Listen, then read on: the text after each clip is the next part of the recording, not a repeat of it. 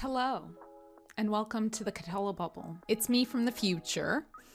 So, first things first, I just want to say big thank you to all the new subscribers and new comments I've received since my last part. From the bottom of my heart, thank you so much for all the feedback and reception I've received on the first video. I never in a million years expected it to just take off like that. So really happy with the reception I've got with the first part. Leave it to me to believe that I was going to have one video out on Spare and be over with this. But I should have known myself better that this was going to become a long project. And because of that, you're going to be seeing a lot of different costume changes in this video here. It's going to be like Lady Gaga at the Met Gala, okay? I really did not think I was going to have this much to say, even when I was recording the first video. But now I feel like I've just got to go with it. So if people want to hear what I've got to say about it, you know, might as well go all out, examine every single chapter of this thing, especially for all the people, all the folks at home that aren't going to read it. If you're not going to read it and you want to be decently educated on what the book actually says, then, you know, I guess you should watch the video then. But honestly, again, big thank you to everybody out there that has been so supportive of my channel, to everybody that was supportive of the last video and was excited for part 2. So here we go. Just expect you're gonna be seeing me on a lot of different days of the footage, okay?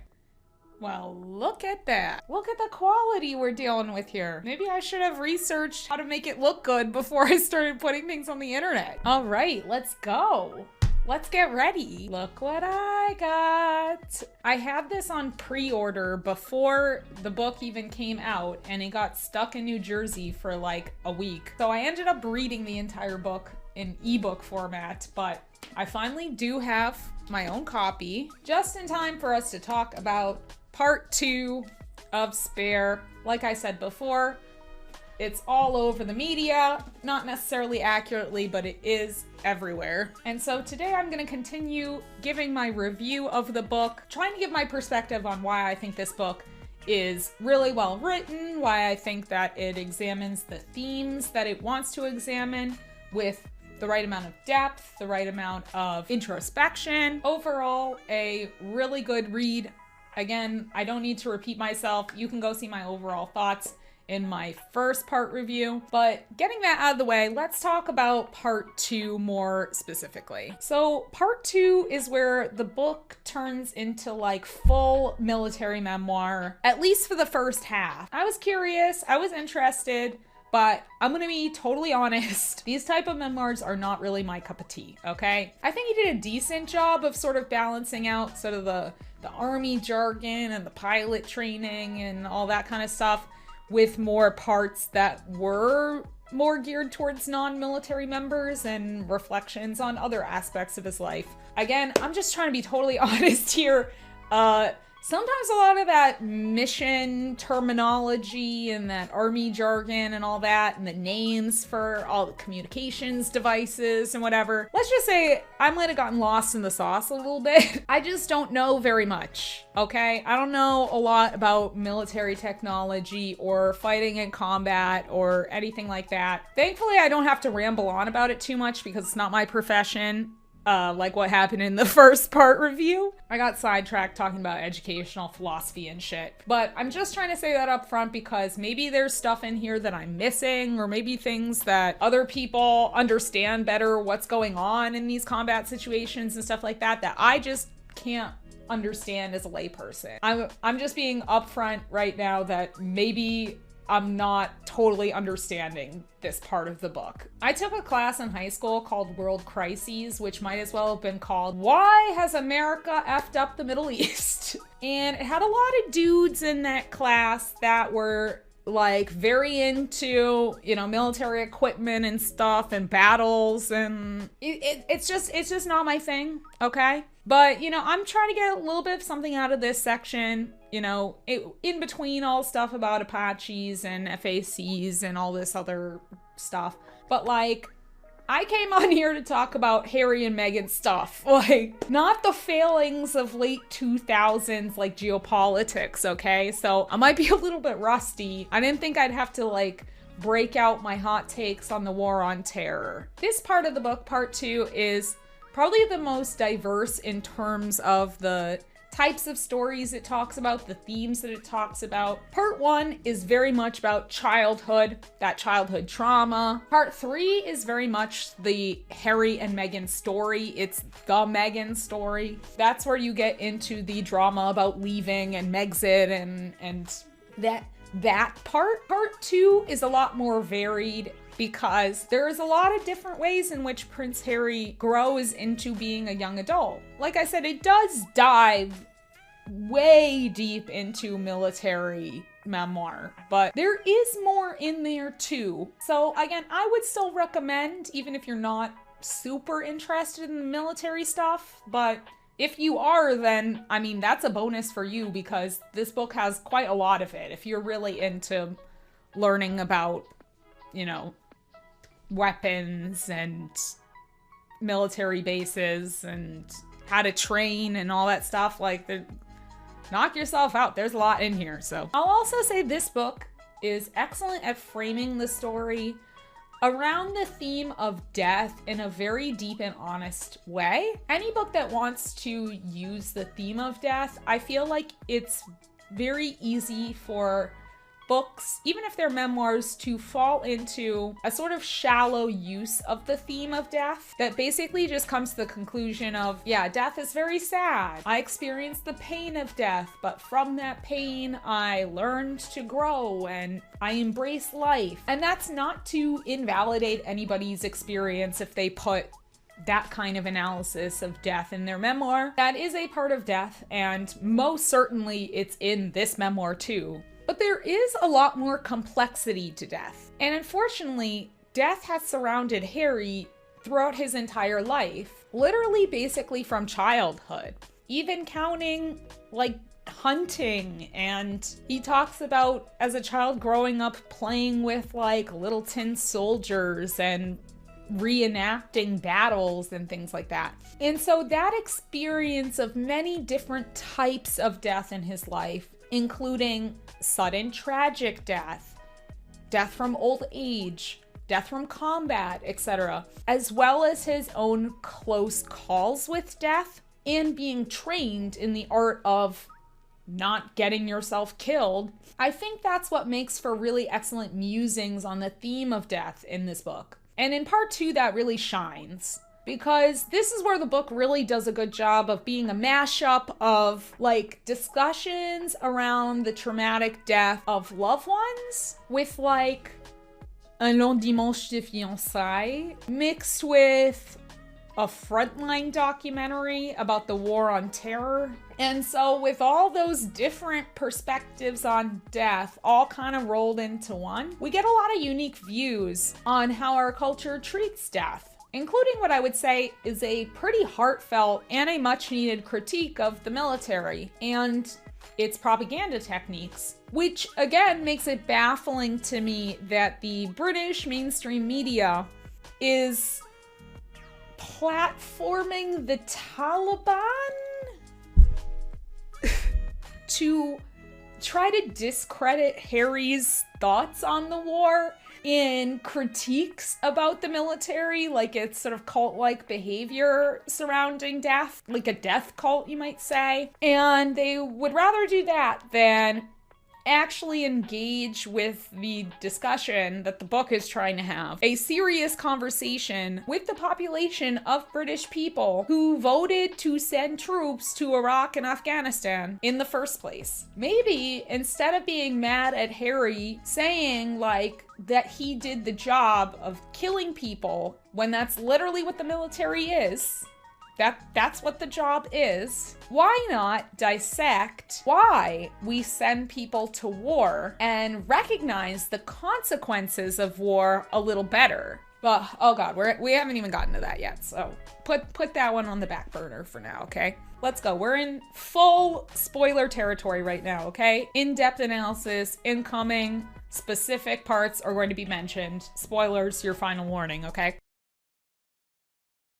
Chapter 1. Prince Harry is specifically targeted by the Taliban. They tell him to rebel against the imperialist Harry, which, I mean, I guess we can be a little bit sympathetic to the Taliban on that one here, because I'm basically said the same thing in part 1, but I promise that's the closest I'm gonna get to agreeing with the Taliban. Immediately after that, though, they are saying his blood will flow in the desert. Again, weird that the conservative media is platforming the Taliban to own the libs or whatever. It's like they didn't read this book at all, because the dichotomy between Prince Harry and the Taliban is that Prince Harry is trying to fight in this war that has been portrayed in the British media and to the British public as something noble and fighting terrorism, which, again, I didn't think I was gonna need to give my thoughts on the war on terror when I first read this book. I kind of see his point, right? And yet the Taliban, of course, sees him as a very high-profile target just because he happened to be born a prince. What's also important, though, is that Harry knows that the British public wants him to go to war, right? They don't want him to be treated special or differently from other soldiers. They don't want him to be a coward like we saw in part 1 when he hurts his knee.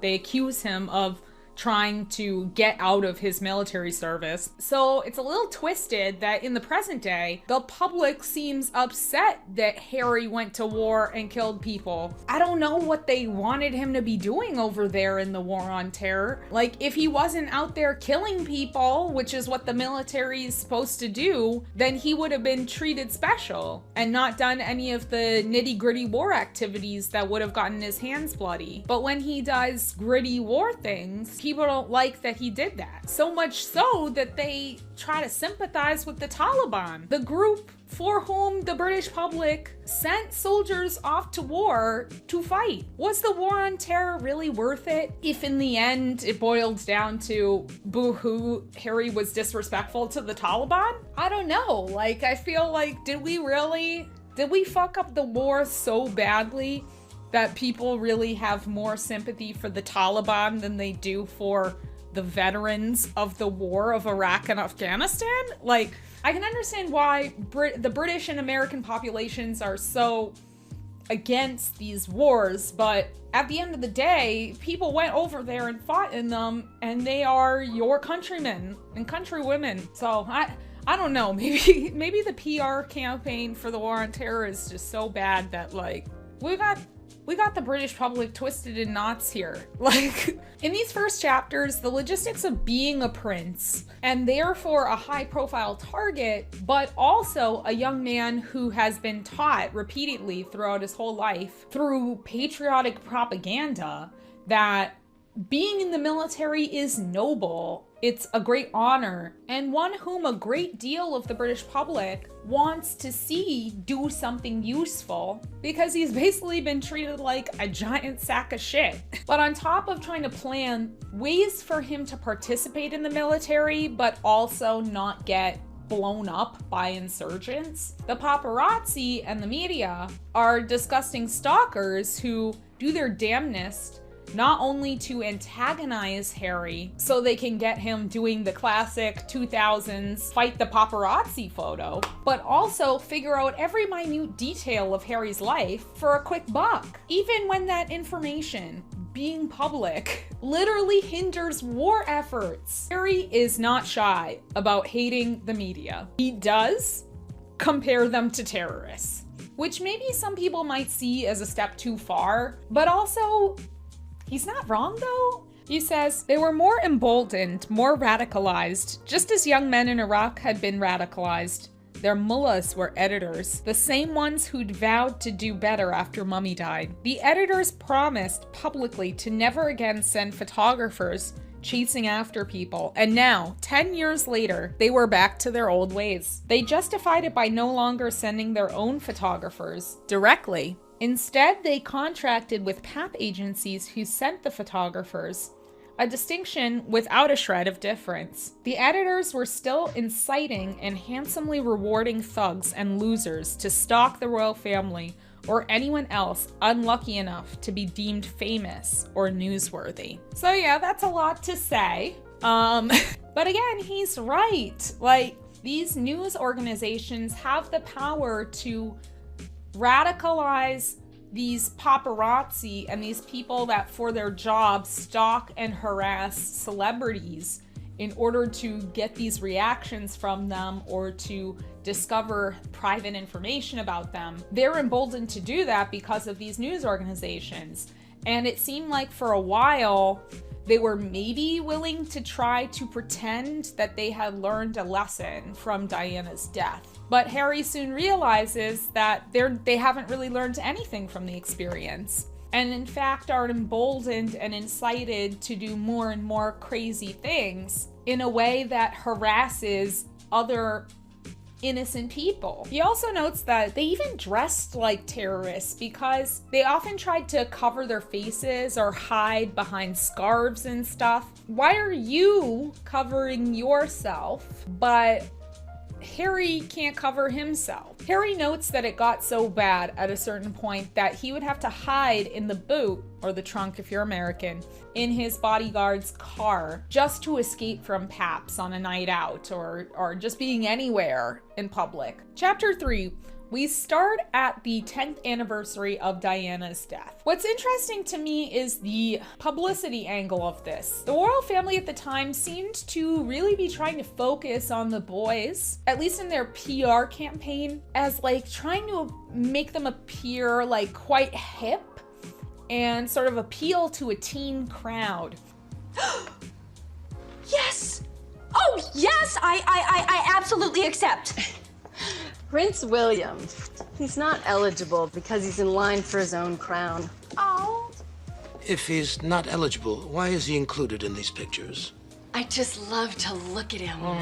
Me too. Your Majesty.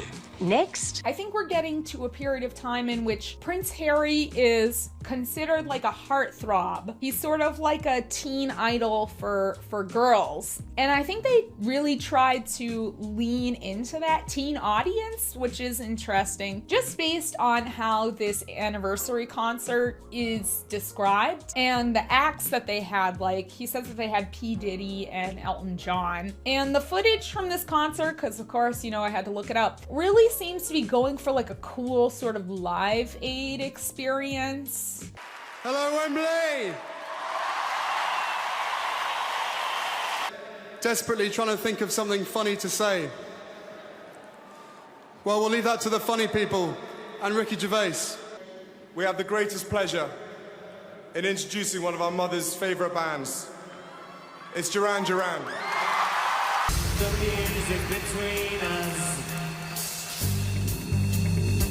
I know you're still living your life after death. Come on! Every step I take, wave your hands in the air from side to side. Come on! It's very much giving like celebrity charity single vibes. How Harry talks about this event, it doesn't make it seem like he found it to be a particularly fun occasion for him. Both him and William were really not in a space to be talking about their mother's death. They weren't really ready to like release all those built up emotions to the world, you know? Harry just says that he basically could only really focus on this idea of being in the military. And at this concert, he gives a shout out to his squadron on stage. I'd also like to take this opportunity to say hi to all the guys in A Squadron Household Cavalry who are serving out in Iraq at the moment.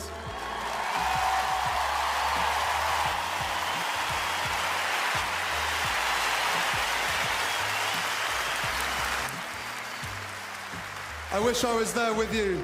I'm sorry I can't be. But to you and everybody else in operations at the moment, we'd both like to say, stay safe. Which I think that this anecdote is a really nice link between the themes of death related to Diana and the themes of death that we'll be getting on later when we talk about, you know, full war story. Then Harry goes to Botswana to hang out with his, I would argue, real parents, Tej and Mike. In fact, he even calls Tej mom, although he does try to make it clear that he reserves mom for Tej and mum or mummy for Diana. Here he brings Chelsea to Botswana. And at this point, they still seem to be like wildly in love with each other, but in this sort of like fantasy escape sort of way, where they just want to live in this like beautiful Botswana fantasy land forever. But at this time, Harry is still working with his commanding officer to find some sort of way for him to participate in the war. And they try to figure out if it's possible for Harry to go to Afghanistan, since he was previously pushed out of going to Iraq. They basically decide that the safest option for him would be to train him as a forward air traffic controller, FAC for short, where he could, and listen, I'm sure some of my terminology is going to be like totally wrong, okay? Coordinate airstrikes and air support, but from like a relatively safe location in Afghanistan. And they seem to give them the go-ahead to do this. So Harry spends the next couple of chapters detailing in great detail his training. There's a lot of chitter chatter with the military terminology and all that, you know. Listen, I tried. Okay, I tried. The writing is good. It's just, I just can't hold this information in my brain, okay? But the gist of it is that he's really excited. He really likes this job. He's practically giddy about doing this job and going off to war. And this really starts to create a bit of tension between him and Chelsea, because obviously this glee means that he's becoming a little bit detached from her, because she can't really relate to his feeling, you know, of wanting to go into active combat. And his future deployment was obviously going to put their relationship on hold in some way or another. It wasn't like they were married to each other or anything. Like, they weren't making this big commitment to stay together while he was deployed. Though it doesn't say that they like officially broke up. It later gets reported that they broke up, but I don't really know if that officially happened or not. It definitely seems like this kind of put a lull in their relationship. And they just sort of gently parted ways as Harry became more and more invested in training. In chapter 7, Harry describes one moment in training where, because he was training near Sandringham, he jokingly got an aircraft called a Typhoon, I believe, to do a low pass over his father's vehicle. I'm gonna read some parts of this now because this is like a deep glimpse into Harry's psyche at this point in the story. It starts out, Pa knew I was living at Knight's Hill, knew what I was up to, and he was just down the road at Sandringham on an extended visit. And yet he never dropped in, giving me space, I guess. Also, he was still very much in his newlywed phase, even though the wedding was more than 2 years prior. Immediately, we get a little bit of a glimpse here that Harry, maybe at this time, he couldn't really put into words how he was feeling, but this definitely reads like a son that feels like their father is not interested in bonding or having a relationship with him, right? He's basically like, he's right down the road from me. He's visiting close to where I am, but he doesn't really seem to want to like come to hang out with me. And again, we just see this as a reoccurring theme in the book. Charles always prefers that distance with his sons. I think especially Harry, but I think both of his sons. He's always sort of like, the sense is that he's trying to give them space and figure themselves out, which, well, I kind of understand that. They're growing up into like 18, 19, 20-year-old men. Like, they do need some space. But I think there's a big difference between giving your young adult child some space and making them feel like you don't want to have a relationship with them. But again, this just reads like Charles, again, just really struggles with the emotional aspect. He just doesn't know how to like have emotional connections with people, except Camilla, I guess. He goes on, Pa had always been a worker. He believed in work. Everyone must work, he often said, but his own work was also a kind of religion because he was furiously trying to save the planet. He'd been fighting for decades to alert people to climate change, never flagging, despite being cruelly mocked by the press as a henny penny. So after reflecting on his dad sort of being a hard worker, he continues, Harry is training right now to be an air traffic controller. So he's sort of surveying the area and practicing like guiding airstrikes and whatnot. He goes, I loved seeing Pa, loved feeling his pride, and I felt buoyed by his praise, but I had to get back to work.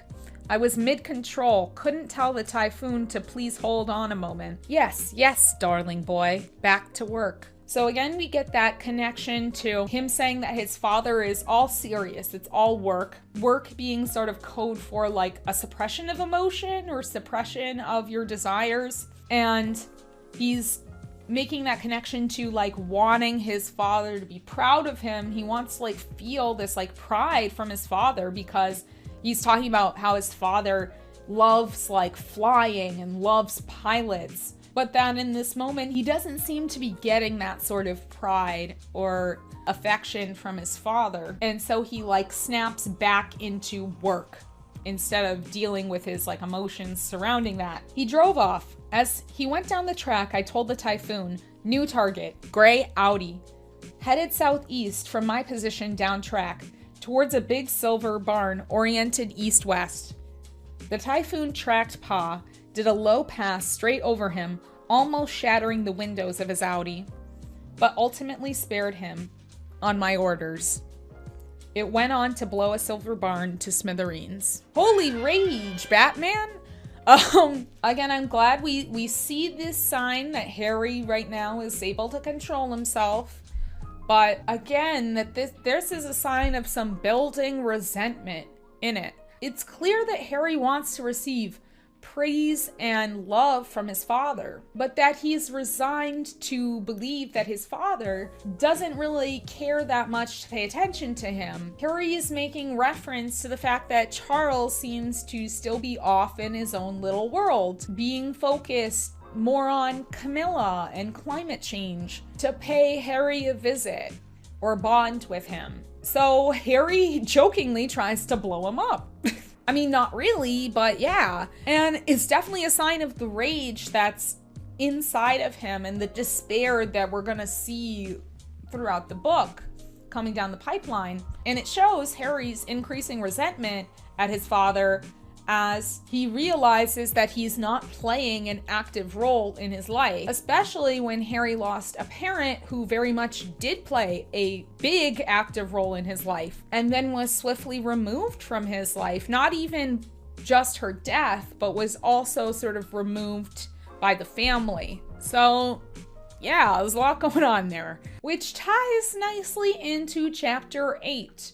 Where Harry talks about going to the 2007 Rugby World Cup and finds himself wanting to go down the tunnel where Diana's car crash happened. He drives through the tunnel multiple times, trying to analyze how her death could have happened logistically. But it becomes in some ways like a big climax, but also anticlimactic in a way, because Harry going through the tunnel realizes it's a tunnel. There's nothing really special or unique about it that would, in some ways, I think he's thinking that, I think in some ways, a lot of times, especially when it's the death of a loved one, it can feel, if that person had a very bright or shining personality or was very unique in some ways, it can be a little bit of a shock to realize that their death could come from something that maybe is so mundane.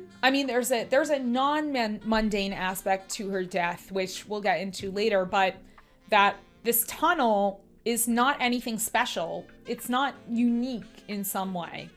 It's just a regular tunnel, the site of some horrific accident. And I think that realization starts to get Harry spiraling a little bit. He says, she's dead, I thought. My God, she's really gone for good. I got the closure I was pretending to seek. I got it in spades, and now I'd never be able to get rid of it. I thought driving the tunnel would bring an end, or brief cessation, to the pain, the decade of unrelenting pain. Instead, it brought on the start of pain, part 2. I really like that we keep coming back to the more that Harry reflects or thinks about or analyzes Diana's death and kind of reconciles with her death throughout the book. Because every scene that talks about him discovering more about Diana's death or thinking more about Diana's death, I think really helps us to go on that journey as to why Harry is kind of obsessive over her death. And each chapter where it's referenced, I feel like he closes one part of his grief, but then opens up like the next part or a different part of his grief. And so we really see how like the grief is always still there, but it's always morphing and changing, and the way he thinks about it, or the way he wonders about it, really changes how he views his entire life. Again, makes him think about his identity and grappling with his own perspectives about his own death, or the deaths of other loved ones, or grief and loss in other parts of his life. And to see this chapter, he really closes the book on, again, that idea of her potentially being alive or potentially being in hiding or whatever, and opens up this sense of injustice. And that sometimes your first reaction to seeing injustice is anger and rage. He writes, "Later, after I'd had a sleep, I rang Willie, told him about my night. None of it came as news to him. Turned out he'd driven the tunnel too. He was coming to Paris for the rugby final. We decided to do it together. Why were those paps not roundly blamed? Why were they not in jail? Who sent them? And why were they not in jail? Why indeed, unless corruption and cover-ups were the order of the day. We were united on all these points and also on the next steps. We'd issue a statement, jointly calling for the inquiry to be reopened. Maybe hold a press conference. We were talked out of it by the powers that be." The writing in this scene too really gives you that sense of his amped up anger and rage at the press. He's getting more and more pieces of the puzzle that are leading him to viewing this as injustice. It continues to solidify in his mind that the press is complicit in Diana's death. And I like that he makes a note that it seems like both him and William were in agreement with this. That the investigation into her death should have included more consequences for the media who chased her vehicle. It's interesting that the chapter kind of ends on this weird conspiratorial note where Harry is basically like, there's corruption and the powers that be are manipulating things behind the scenes. Again, I think that's a big part of when people feel like there's an injustice, there's like a conspiracy, there's a cover-up. Again, I think part of this is coming from the rage and the anger that comes out of this moment, but part of me is also like, maybe the conspiracy is real. It's hard to talk about conspiracies because there are some conspiracies that are very much not real and conspiracies that are very much real. Faking the moon landing, maybe not so real. The CIA, like, targeting the Black Panther movement, very much real. So it reads conspiratorially because I think it's very emotionally charged, but I think it's not pointing to a fake conspiracy. I think that this is pointing to something that does have a degree of truth in it, that the powers that be is a messy, corrupt relationship between the royal family, press offices, and the media at large. Again, very anti-monarchist literature from a man that is still openly saying that he believes in the monarchy. Part of me would like to believe in my heart of hearts that he just says that in public because he's just worried about getting killed by like some crazy royalist or something. But I don't know. I think he might genuinely just be kind of a lib on this issue. But we'll see, Harry. Like, I think you should take the plunge. I think you should go on television and say, burn it all down. Burn it to the ground. Oh my God, let's keep going. So, chapters 9 through 13. Harry is off to war. Just a parting piece of like dickish behavior from the press. They run a story that because Harry and Chelsea broke up, the way he phrased it is the papers reported that we broken up, so it's hard to tell if they like really broke up or they were like on a break or something. We were on a break.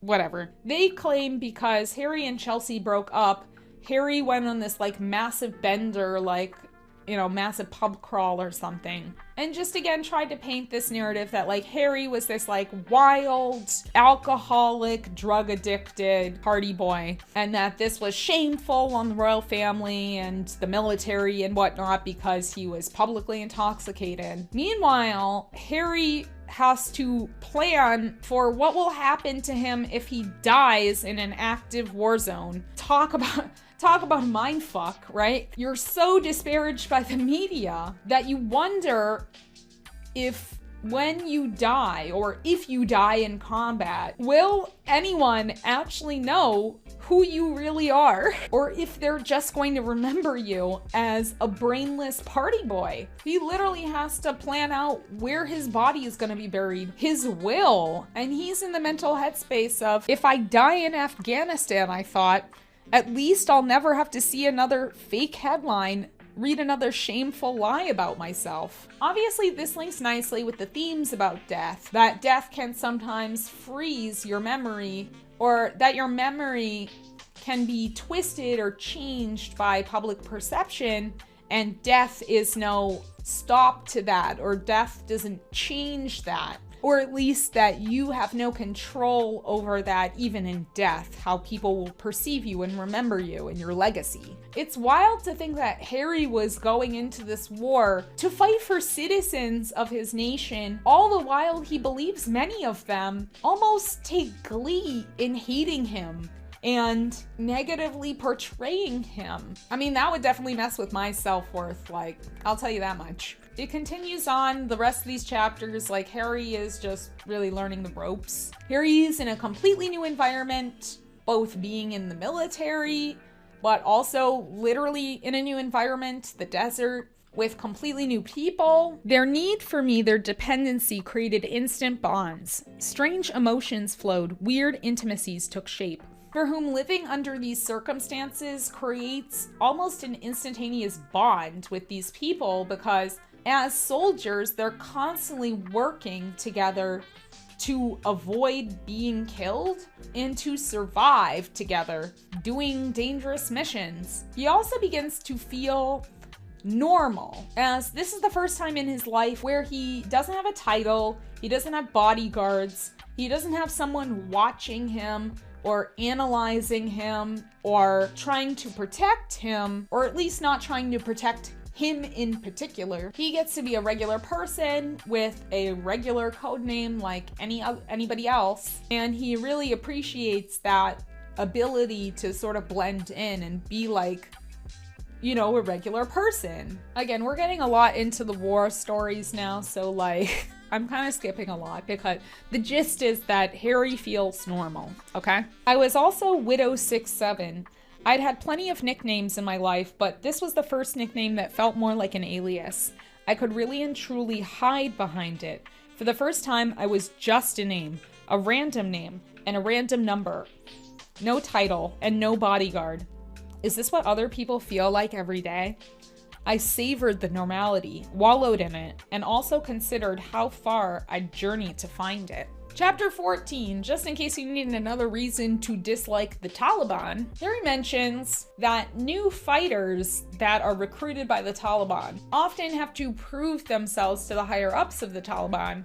So they're often sent out on missions called bloodings. Wink wink, that's an interesting callback to the huntings in part 1. And then those fighters with like an AK-47 and a prayer get to try to run up on like Western military bases and get barraged with the latest and greatest military technology, 'cause America, and they pretty much always die. So yeah, that's a bit cult-like. Bunch of radicalized men dying like that. This is our first chapter where Harry mentions the Gurkhas.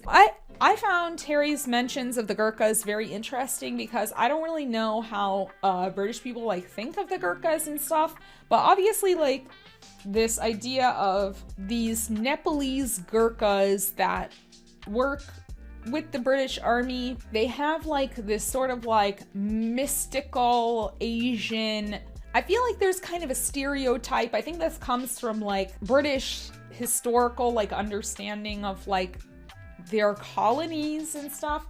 But the Gurkhas kind of have this bit of mystique surrounding them. They almost seem like they have the stereotype of like the magical Asian character. I don't think Harry is responsible for this narrative. I think that Harry has been influenced by British culture that sort of perpetuates this narrative that these like special military units of color, they have like sort of a unique exotic quality to them. He writes, I'd been hearing about the Gurkhas since I was a boy. One of the first uniforms I'd ever worn was a Gurkha uniform. At Sandhurst, the Gurkhas always played the enemy in military exercises, which always felt a bit ridiculous because they were beloved. Which, okay, so in military exercises, you make the Gurkhas a pretty much all person of color military troop or whatever the fuck the word is. They always play the villains, even though they're literally on your team. Yikes. Like what? Unpack that one, please. Unpack that one. They also sort of conform to this as, I don't know if anyone is going to fully understand this reference I'm about to make. Who's this bitch that wrote The Little Princess? Did she also write The Secret Garden too, or are those two different people? Yes, it is.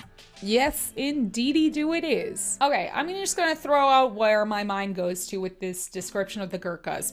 So my point of reference is Frances Hodgson Burnett books. I feel like there was a big resurgence of like these sort of books in the 90s. So I really did grow up with like film adaptations of like The Secret Garden and A Little Princess. Frances Hodgson Burnett wrote a lot of children's books in the sort of late 1800s, early 1900s. The glory days, all this British propaganda nonsense. For some reason, these like little girls' books have like a lot of stuff about India in them. I think that they show this sort of like stereotype of Indian people being like both mystical and magical, but also like in The Little Princess, like even in the 1995 movie, there's that like there's that scene where like she's like looking across into the neighbor's window and the Indian man is like dancing and like spinning around for her.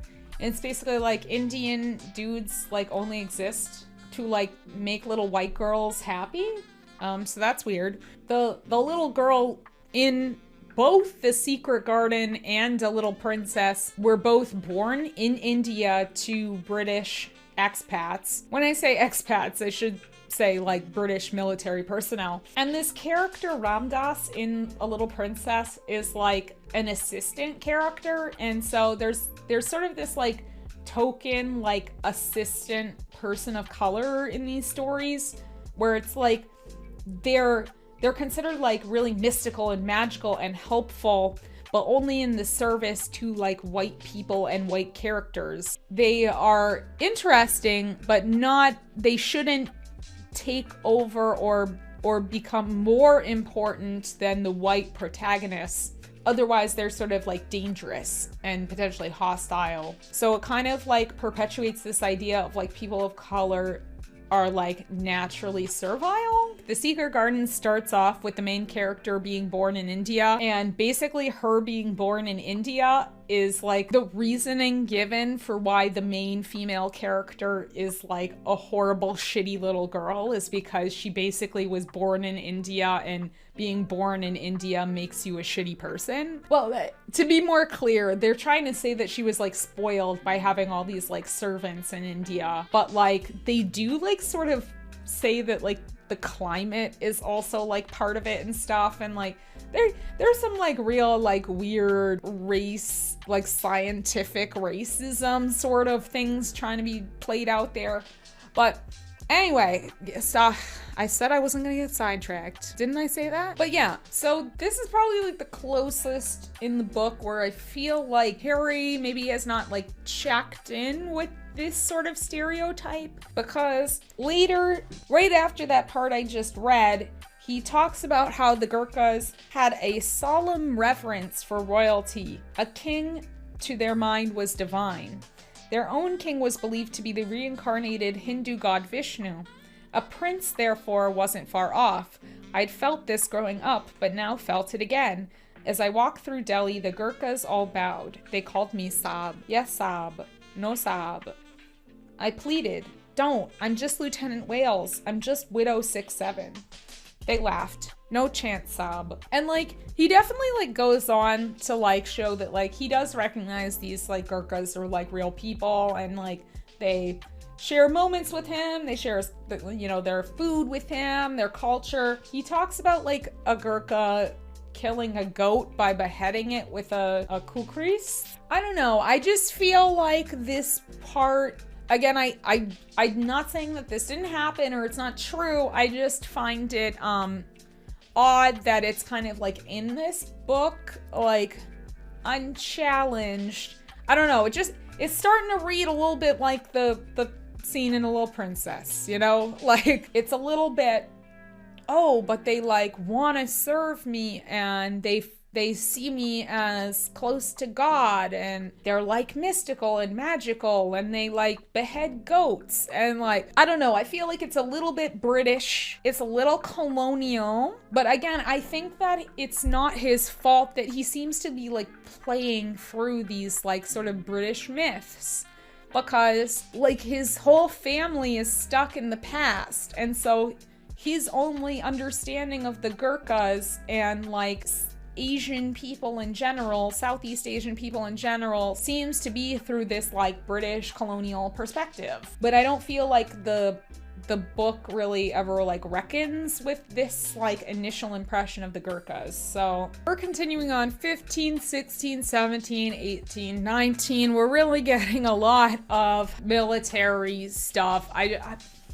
Again, I'm trying my best here, but like it's hard for me to keep my attention. It's a lot of like talking over the radio. In part 1, there was one part where he talked about like playing a lot of like video games and talking to, I think he said it was like some American guy whose screen name was like Prophet or something. We get like some bits here where he kind of talks about like the radio chatter that he would have with people from all over, and sort of like those brief connections that he would make with like normal people, and they maybe like wouldn't really know like who he was, and so he had like this sort of anonymity to him. We just get a lot more talk about like trying to like figure out how to like defeat the Taliban, and a lot of like Harry's like targeting of Taliban is like members that are typically like trying to like drive away from like Taliban training on motorbikes and trying to like target them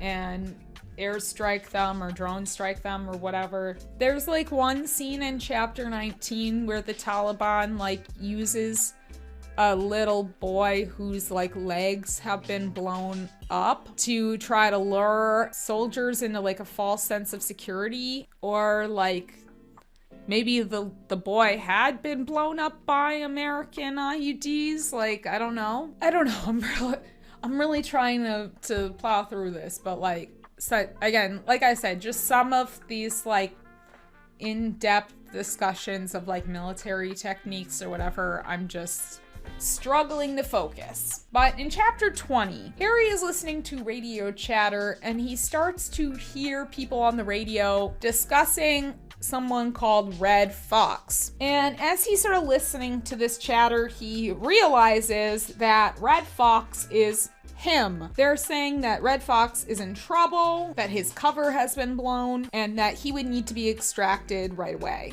from the situation. So Special Forces has to come and get Harry because his location has been outed to the Taliban. Literally, like, special operations have to coordinate a way for Harry to escape from Afghanistan with his life, because an Australian magazine had outed me, told the world I was in Afghanistan. The magazine was inconsequential, so no one noticed at first, but then some bellend in America picked up the story, posted it on his worthless website, and that got picked up by the crawlers. So again, because the media cannot leave him the hell alone, Harry almost gets exploded by the Taliban. Is that why the conservatives are platforming the Taliban? Do they sympathize with the Taliban that much? Because they kind of worked for the Taliban when they outed Harry's location. Okay, it's a different day. Can we handle that? Can we handle it? It's a different day. I just look different. Let's keep going. Okay. Oh, where were we? Okay. Yeah, I'm going to skip a lot of this because it's a lot of more like missions and stuff. Something about a J dam and dropping bombs basically, and they can't decide between dropping like 2 giant ass bombs or 1 giant ass bomb. And then they decide to go with dropping 2 slightly less giant ass bombs, and it doesn't work. And Harry feels like, I think he had been the one to suggest 1 giant ass bomb. They didn't go with it. And so the Taliban got away or something. Listen, like it's written fine, but like, it's just not my cup of tea. Okay. I mean, good for them. I'm sure they did a great job. Okay. Actually, now we know they didn't do a good job, but I don't think that was Harry's fault. Oh God, I didn't think I was gonna have to talk about the withdrawal from Afghanistan in this video. It was bad. It was bad. That was my point. So then it kind of got blown up all over the news, and then the Taliban was like, oh, there he is. Let's go to Helmand province, and they started specifically targeting his location. Special forces comes in. They have to like sneak him all the way out. He's just like, without any warning, just like boarding a plane out of there. So Harry is super pissed off by this because, again, his job, his livelihood is now being threatened by the press, who have no reason to be so careless with the information that they discover about him when he is literally in life or death situations in the Middle East. Of course, his first reaction to this is, again, a very frustrated reaction about how the press doesn't protect him and is actively putting his life in danger on multiple occasions throughout his life. But he, of course, snaps out of that pretty quickly when he realizes he's boarding a plane with literally people who have lost limbs or are like desperately seeking medical care or are flying back in coffins. And that sort of like snaps him out of it. Like, yes, I have a right to be frustrated that I'm like coming home in these circumstances, but obviously, you know, I'm privileged. I'm coming home as one able-bodied human being and not, you know, horrifically affected or harmed by this war. And it's funny, the last line of chapter 20 is he says, I thought about the people at home who didn't know the first thing about this war by choice. Many opposed it, but few knew a damn thing about it. I wondered why. Whose job was it to tell them? Oh yes, I thought, the press. Now, I think this is definitely a great point because the way that the narrative shifted on the wars in Iraq and Afghanistan is pretty remarkable, that public opinion shifted so much on them.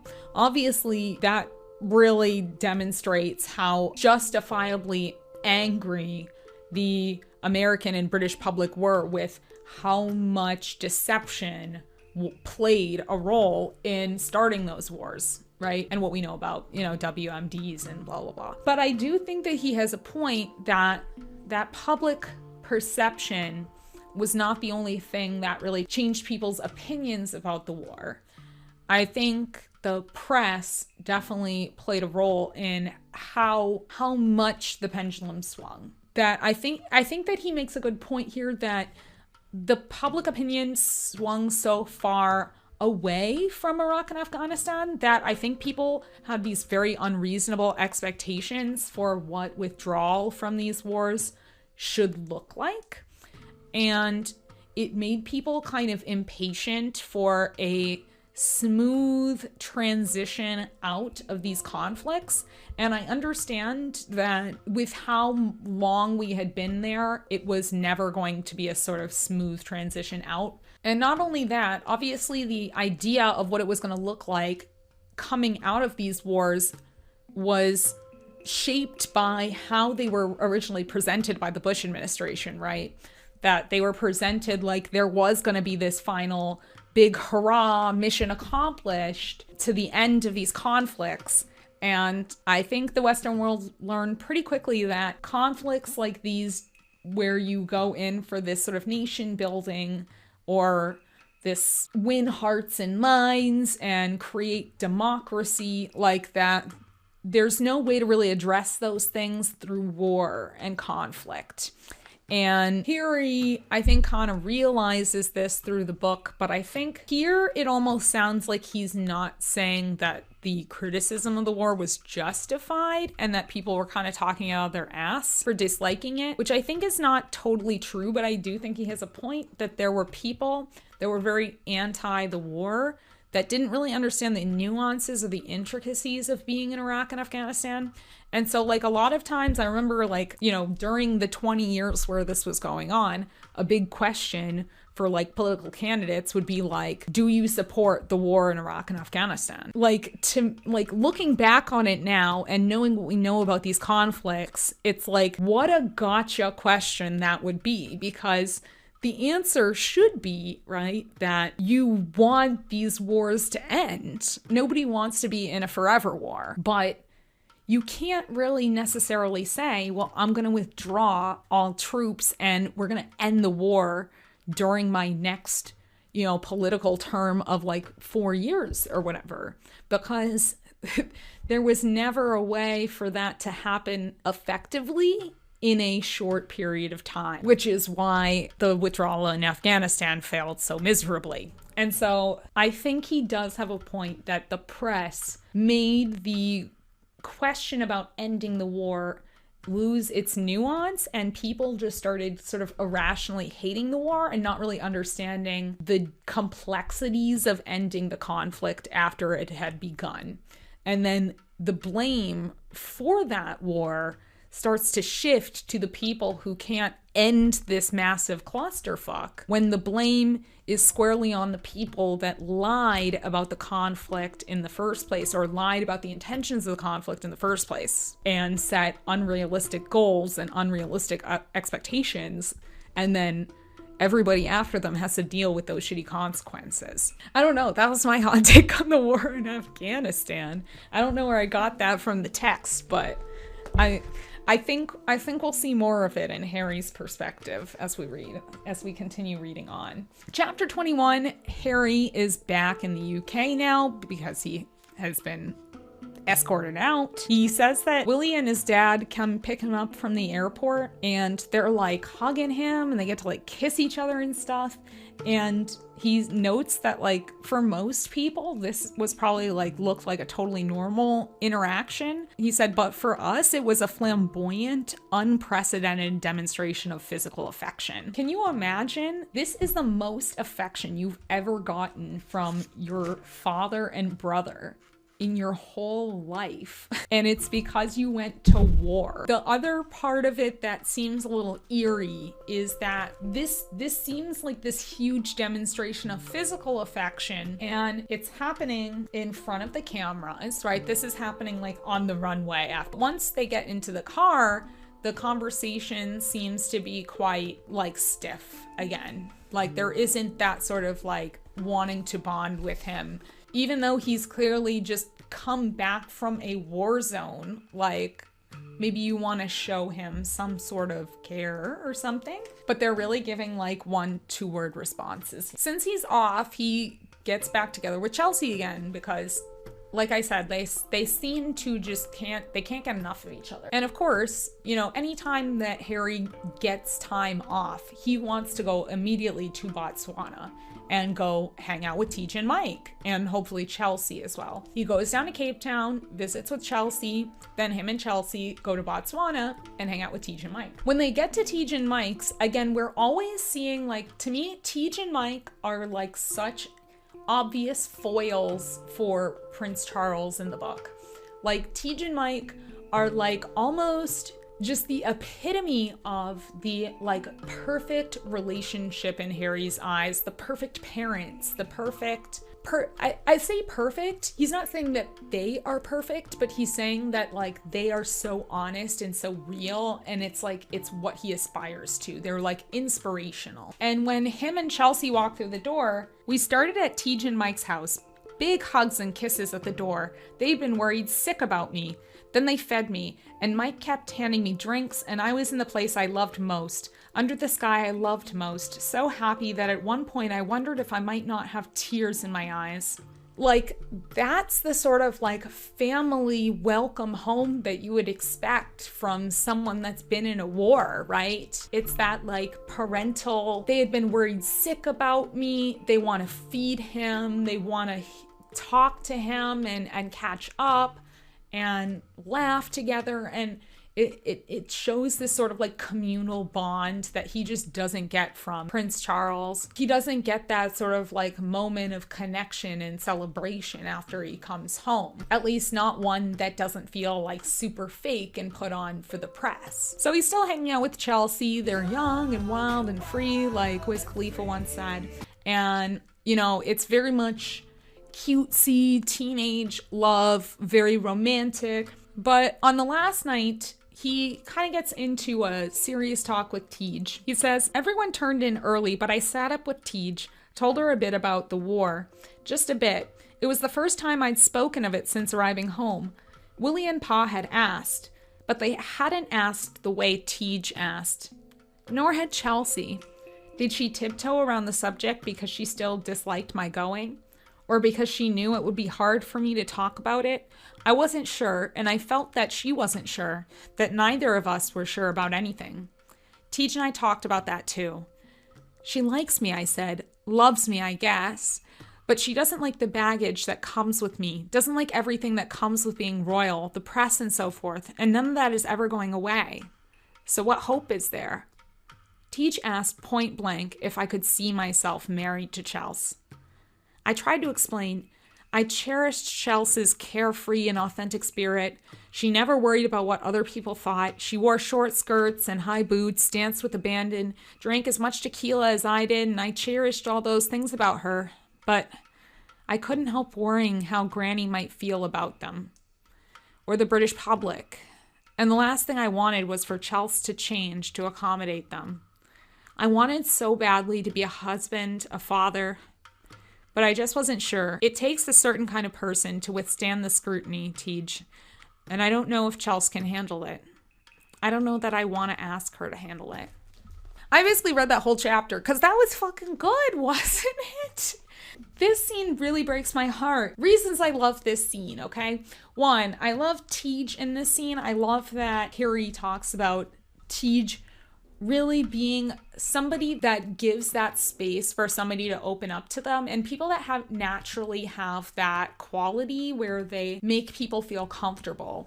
And I like that he says that like Tej was really able to give him that space to be vulnerable in a way that his own family members really couldn't. And so it's very touching. Again, I really think a big theme in the book is this found family and finding people that really provide that love that a family is supposed to provide, even when it's not your actual family members. But he also recognizes that there's sort of this elephant in the room with Chelsea, right? And that they're just like so desperately in love, but the things that he loves about her are the things that would have to change about her to be part of the family. And it's funny because I think this is a theme that occurs a lot in the stories of many members of the royal family, at least if the crown is correct, right? The royal family members are raised in this like teeny tiny bubble, and they're raised in this tiny world. And the people that live in these little worlds, what do they love more? The thing that they love most is people that show them a whole new world and a whole new perspective and are, you know, true to themselves and are willing to be vulnerable and willing to have adventures with you. Like, I mean, we see this consistently. Edward VIII, Charles, Princess Margaret, Sarah Ferguson's story. Like, the people that the royal family members typically fall in love with are the people that wouldn't want to conform to this life. So it's a little bit of a crazy mind prison, isn't it? Because you want to be married to someone that is a unique, interesting individual, that lights your fire, you know? But then you have to ask that person that you love, and you love them for who they are, you have to ask them to give up, right? The short skirts and the high boots and drinking tequila and dancing and like the things that make life worth living for them. They have to give up. And so I think that this scene is really expertly told and weaves in those points really well. It shows two sort of moments of vulnerability in Harry's life that make him come to these realizations that are like quite adult. And we'll see kind of later that a lot of them are with Tej and Mike, because again, they are like his true rock, his like real mentors and guides of life, I guess.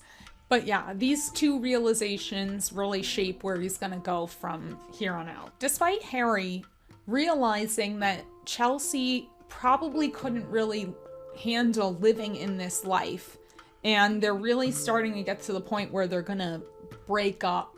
You know, they're on and off again a lot of the time, but they're gonna break up, basically, based on this realization he's had. And yet, the press is still harassing this woman. And it doesn't make sense, like from a legal standpoint. This woman is not in the royal family. She's not getting any taxpayer money, okay? She's barely going to really be in a relationship with him. At least not in a relationship that would be any of the public's business, okay? They're not getting married, okay? They're not gonna have a baby together, okay? It's just a random lady. And yet in chapter 23, we see that the press have installed a tracking device on her car, a totally regular, normal citizen. To me, it's just so bizarre. Why does the police not step in? Like, why is this not considered a crime? Like, what did Chelsea do to deserve this? I don't understand. 24 is also like relationship stuff. Listen, I can't be in Harry's head, but I feel like chapter 24 is added kind of into the book because I think what really happened was that Prince Harry and Caroline Flack maybe had like a brief, like maybe like a couple of dates or something, but that they weren't really like that serious. But because the press like harassed her and like she had this always like kind of hostile relationship with the press. And later on in her life, Caroline Flack ended her life.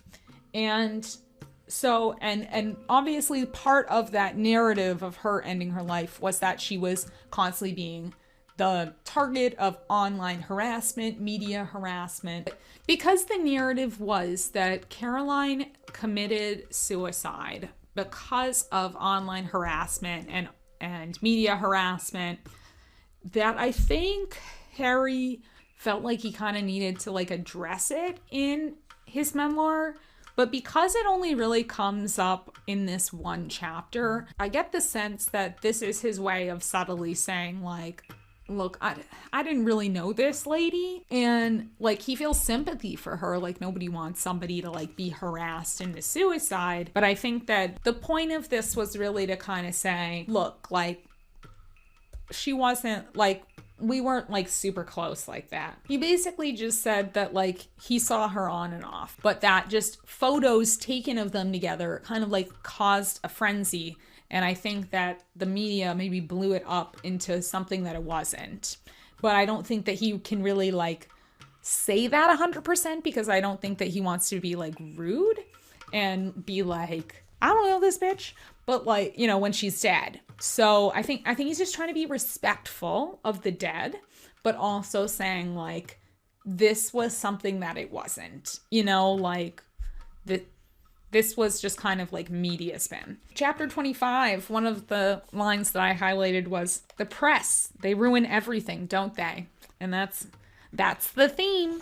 Basically what they decide to do is, in order to put Harry back into combat, they have to now reinvest and train him to be a helicopter pilot, because then if he goes to Afghanistan. So keep in mind, this is like plan number 3 of like, what is Harry gonna do in the military? Like, he's had to like change where he's gonna go and what he's gonna do like multiple times at this point because of the press. It's just ridiculous. But they decide if he's a helicopter pilot, they say the Taliban might know where I was, but good luck to them tracking me in the air. So Harry is like itching to go back into combat. So if the only option is fly an Apache helicopter, he's like, okay, I'll fly an Apache helicopter. Like, this is an interesting line though, because the fact that they say that the Taliban probably couldn't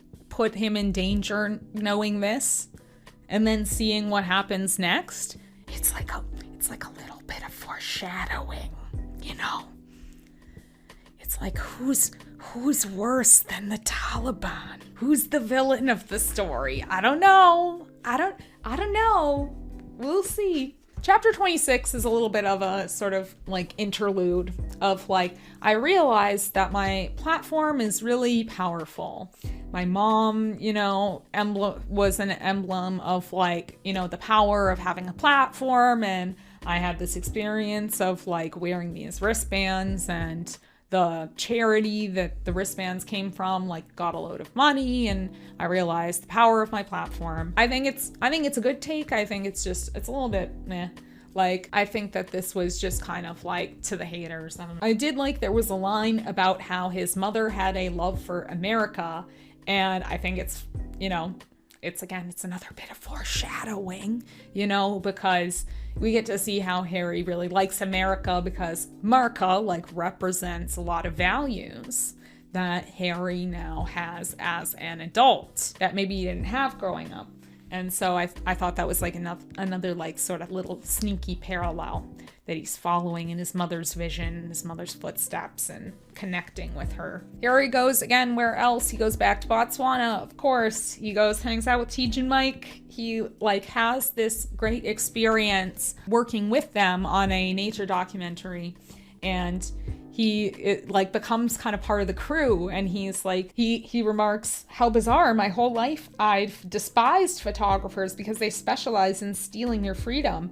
And now I'm a working photographer fighting to preserve the freedom of these majestic animals. And then chapter 28, we get into like the second sort of like big Harry is a racist controversy. So what happened was that Harry, while he was in Afghanistan, took a video on his phone that was, you know, like soldiers like shooting like, you know, their base and their crew and stuff like that, and just, you know, here's my friend here and here's Johnny over there. And I don't know why my stereotypical soldier is like it's like a southern dude, like a southern grandpa, and he is Johnny over here. And but anyway, so he's just taking this video like on his phone, and he described someone that was in his like platoon or whatever. I don't know any of these fucking words, okay? Don't come after me. He's in like his squad or group or whatever, and he calls him the shortened word for someone from Pakistan. If you're American, this slur, I'll just say, like, as the somewhat linguistics expert here, this slur does not exist in America. I think if you heard this word, you'd be like, what the fuck? I've never heard this word in my life. If you're British, then this word is like, at the time when he said this word, this was in 2009, I could see that this would be a word that, because I've heard it on British television, I've heard it in like old sitcoms, like it's clearly a word that's like not as offensive, or at the time wasn't considered as offensive as like the N-word or something. So it was like something that was like a racist slur, but like one that seemed to be like still used like on television and still like said, you know, of people in the media. And so I could understand how he wouldn't understand. Like, if you're an American and you're like, oh my God, like he should have known that this was like super racist, I could kind of see why he didn't think it was racist at the time. Not to say that what he thinks matters, but anyway, let's point to it. I didn't know that this word, I don't know if I can say it on YouTube. See, it's one of those words where I'm like, would YouTube even demonetize this word? I don't even know. I didn't know that was a slur. Growing up, I'd heard many people use that word and never saw anyone flinch or cringe, never suspected them of being racist. Neither did I know anything about unconscious bias. I was 21, awash in isolation and privilege, and if I thought anything about this word at all, I thought it was like Aussie, harmless. So he kind of thought that it was just like a term that people kind of just use as like a shortened form of this like nationality, which is how it started. But obviously, as with all sort of like slurs and offensive terms, right? Once it gets used in a context where it's being used derogatorily or used disparagingly to talk about like the people running a particular store or something. Is that racist to say? British people will know what I'm talking about, but once you start using it disparagingly to talk about a group of people, then it becomes a slur. And so I think that's kind of the etymology of this as a slur, where it kind of was used as the short form of this word, but then gradually when it's being used by people that are assholes, then it gets associated with being an asshole. Basically, it got leaked to the media, and now it just kind of brought up more and more of the same sort of like narrative tropes that were being used against Harry in the media consistently, right? This is exactly like the Nazi thing that happened in part 1 that I'd already talked about. He says the narrative now, again, was just Prince Harry is worse than a thicko, they said. Worse than a party boy. He's a racist. And I think he like points out that it's just kind of like, this reminds me of ContraPoints' canceled video. This might be a really weird connection, but she talks about how when you're canceled sometimes, or when people cancel people on the internet, they find a way to just label someone, because especially when you're like arguing on Twitter, it's hard to explain the entire context of an incident, the sort of like narrative decomposition, so to speak, is that the like questionable incident becomes essentialized down to a sort of character trait about the person, so that people on the internet don't actually have to talk about the actual action of a person, but can then just label that person.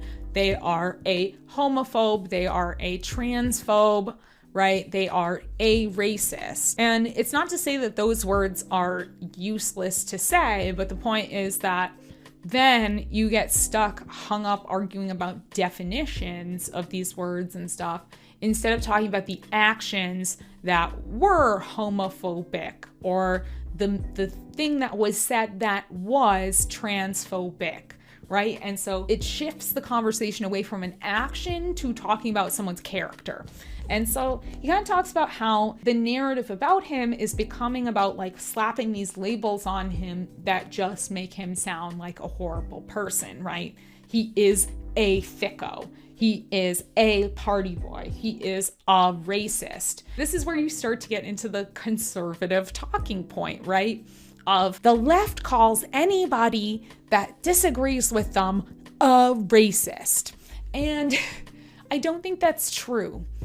But I do think that sometimes people, again, will do this to demonize other human beings, right? But I don't think it's because the left is doing it. I think the left is very, very much is about calling out people's actions. But unless they're like the crazy Twitter left that like cancels video essayists on the internet or whatever, for the most part, leftists are calling out like this thing that a person said was transphobic, or this thing that a person did was racist. Like people are willing to call out the action, but then the right takes that critique and says the left is calling everybody a racist. And I don't think people on the left typically do. I think that's more of a conservative thing, like where we see here, where they want to take that label and just say Prince Harry is a racist, and don't actually want to engage with like, well, what did he actually do that was like unforgivable? You know what I mean? Like, if we're gonna say Prince Harry is a racist and like Strom Thurmond is a racist, like, if you're gonna say that both those things are true, and there's no way that you're gonna say Prince Harry is a racist and then not say, like, say Strom Thurmond is a racist, then you have to look at their actual actions, right?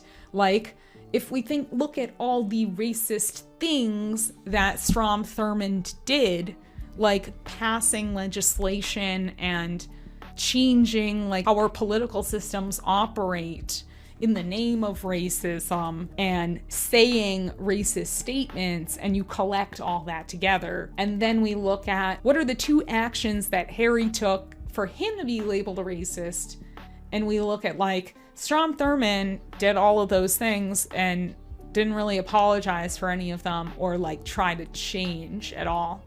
And in these two instances of the Nazi uniform, Harry like went and learned more about racism and anti-Semitism and talked to a rabbi and like learned the error of his ways and tried to like make amends with that. And in this one, he used a word that he had kind of heard growing up and like didn't realize it was a slur, but then after, like, you know, he felt bad about it and wanted to apologize for it. And that was it. And then the world moved on. Like, he's trying to deconstruct in his own way that labeling. He's not a racist. The word was racist. He shouldn't have said it. But he didn't know. He learned from it. But the thing about this that's even more crazy is that it says, my father's office issued an apology on my behalf. I wanted to issue one as well, but courtiers advised against it. And so his father apologized for the incident, but Harry wasn't allowed to publicly apologize for this incident. Again, it starts to seem like it's PR fuckery, doesn't it? Because why would they say that it's not a good strategy for Harry to apologize when he's being labeled a racist, right? Why not have the words coming out of his own mouth apologize for this racist incident? Because it's his father's office, it starts to look a little sus, like his father is just trying to accumulate as much attention on him as possible that tries to paint him in the best possible light. So now that it looks like his father is the sensitive, non-racist who's admonished his son for being a racist, but Harry doesn't get to have the redemption arc of apologizing for being racist. Makes it seem like they're intentionally trying to paint Harry as a bad person who doesn't apologize for his mistakes, which sounds like a cluster. It's like a mindfuck. This family's a mindfuck. Chapter 29, another teacher in Harry's life named Bully. Bully trains him on some helicopter. I don't know, don't ask me. His character is sort of that he is a very calm, level-headed person. He teaches Harry sort of the virtue of being chill, being patient, being a little bit zen. Some key lines. I kept expecting Bully to lose patience, to begin shouting at me, but he never did. In fact, after one session, he invited me for a motorbike ride in the country. Let's go and clear our heads, Lieutenant Walz. And it worked, like a charm. A little bit of like a meditative, what's that memoir about like motorcycles and meditation? And it's is it a little bit of that? I haven't read that book. Look, I'm gonna put right here, okay? I'm gonna Google it. Was I right? Is the book I'm thinking about actually about motorcycles and being and learning how to meditate or whatever? Bully's sort of catchphrase, and a lot of the stories that he has about teachers, they have sort of like a little catchphrase. I remember like Sandy's little catchphrase, the like deerstalker, Scottish deerstalker dude was like, nay lad, nay. Yeah, and so Bully's is kind of stay cool. I like that the book kind of does that with all of like the teachers in his life, where they all have sort of like one phrase, like catchphrase that they all have that he like identifies with them, and it's like sort of the lesson that he takes from them. I find that interesting. Bully is also like a very like no nonsense kind of person. He says that just like Bully doesn't really give him any congratulations. Like he He just is very chill. He's like a monk, you know? He doesn't have ups or downs, okay? He said, no medals in Booley's cockpit for simply doing your job. Chapter 30, it's more like learning helicopter stuff, okay? Like something about hover monkeys, and again, I get it, but like, no. Chapter 31 is an interesting chapter. It's an interesting little chapter. I might go off on it for a little bit. So if you haven't caught up yet, the villains of this book are the media. And because of the phone hacking scandal, some scummy, shitty, fake journalists are going to fucking court, all right? And he feels like it's glorious. After months of investigation, a gang of reporters and editors at Murdoch's trashiest newspaper were finally being identified, handcuffed, arrested, charged with harassment of politicians, celebrities, and the royal family. Corruption was being exposed, finally, and punishments were forthcoming.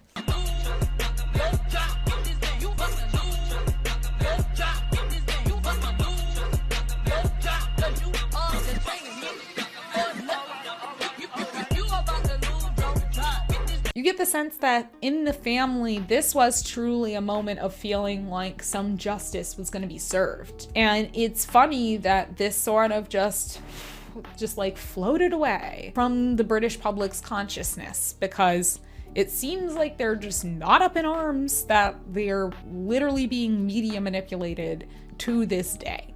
So he said, I was overjoyed. So was Willie. More, it was glorious to finally have our suspicions validated and our circle of closest friends vindicated, to know that we hadn't been stark, staring paranoid. Things really had been amiss. We'd been betrayed, as we'd always suspected, but not by bodyguards or best mates. It was those Fleet Street weasels yet again. Harry basically got a moment of like waking up from the gaslighting. William and Harry had been made to suspect all their closest friends, thinking that they had been spying on them or selling them out to the tabloids. And lo and behold, it was just the tabloids being criminals. Which, surprise, surprise, because they see again and again and again that the press is having no consequences for the way that they act. For generations, Britons had said with a wry laugh, well, of course our newspapers are shit,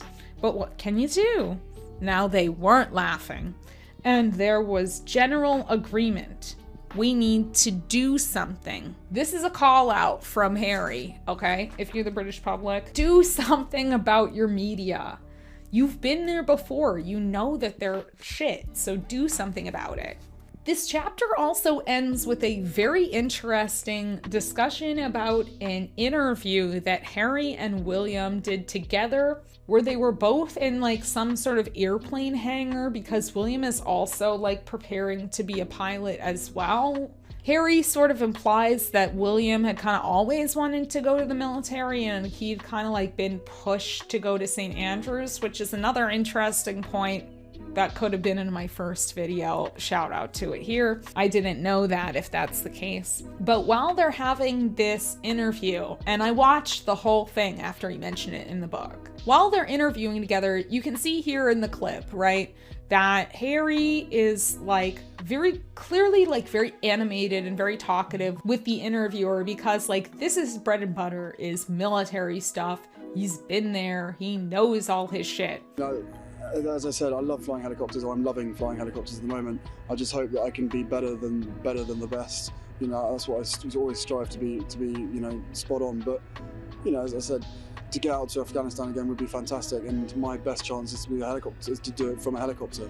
And so you got off the ground yet? Sorry? You got off the ground yet? Just got off the ground, yeah. Oh, okay. Thank you. Thanks for asking. So I just checking. Can I ask, Harry, what do you hope to fly? Are you Apache, Lynx, Gazelle? I'm a bit of a Lynx lover. Since I've started this course, shouldn't have really said that. I should be selling the Apache. And I love the Apache, and as everyone does. I don't think you'd hear anyone say bad things about Apache. Brain capacity, I don't know if I've got it for the Apache, but you never know that until halfway through the course when actually they judge you on it. But if I got personal preference, I would probably choose Lynx, for the simple fact that the instructors I've had so far have been Lynx pilots. and I think Lynx is a more challenging, sort of, it's more my cup of tea than Apache. That's how I feel, but that my opinion may change halfway through. But it's your goal to be back there in Afghanistan in a Lynx in maybe a year's time. When they let me, and when I'm good enough, which so it could be about 5 years time. But yeah, I'll fly whatever I'm told to fly, and I'll fly wherever I'm told to fly.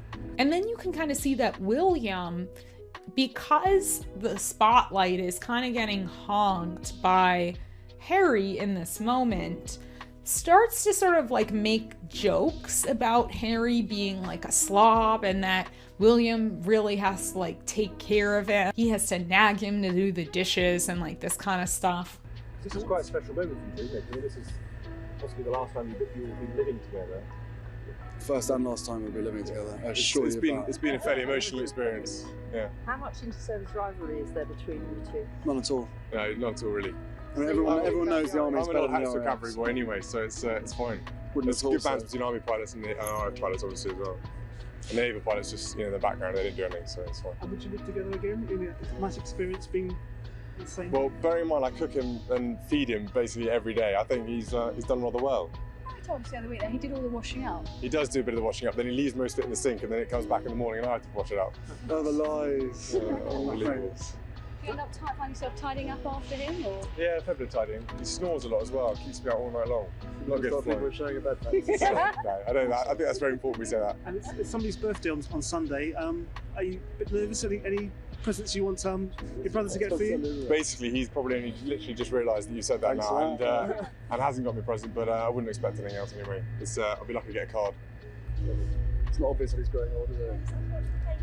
Harry's analysis of this moment is, I turned and gave him a look. Was he joking? I cleaned up after myself, and I didn't snore. Besides, our rooms were separated by thick walls, so even if I did snore, there was no way he heard.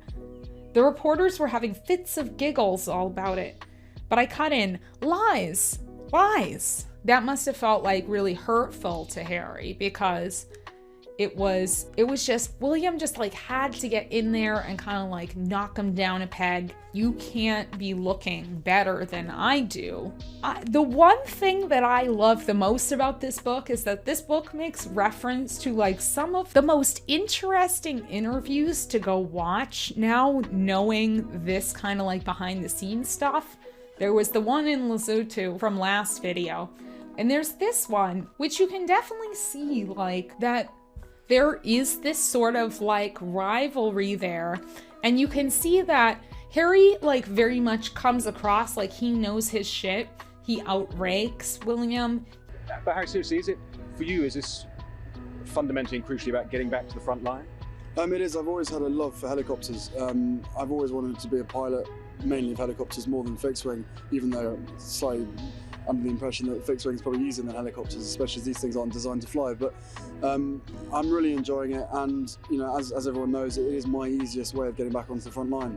And maybe safer, maybe not safer, I don't know. But there's a bit of pressure from certain places, which I'm sure you're aware of the reasons why I'm allowed to go back. And if I do go back, then apparently I can't do the same job as I had. So I'm looking somewhere different and more of a challenge to try and become a helicopter pilot. So was it made pretty clear to you after the last time in Afghanistan that it would be your first and last time, that it was too risky for you to go back as a soldier?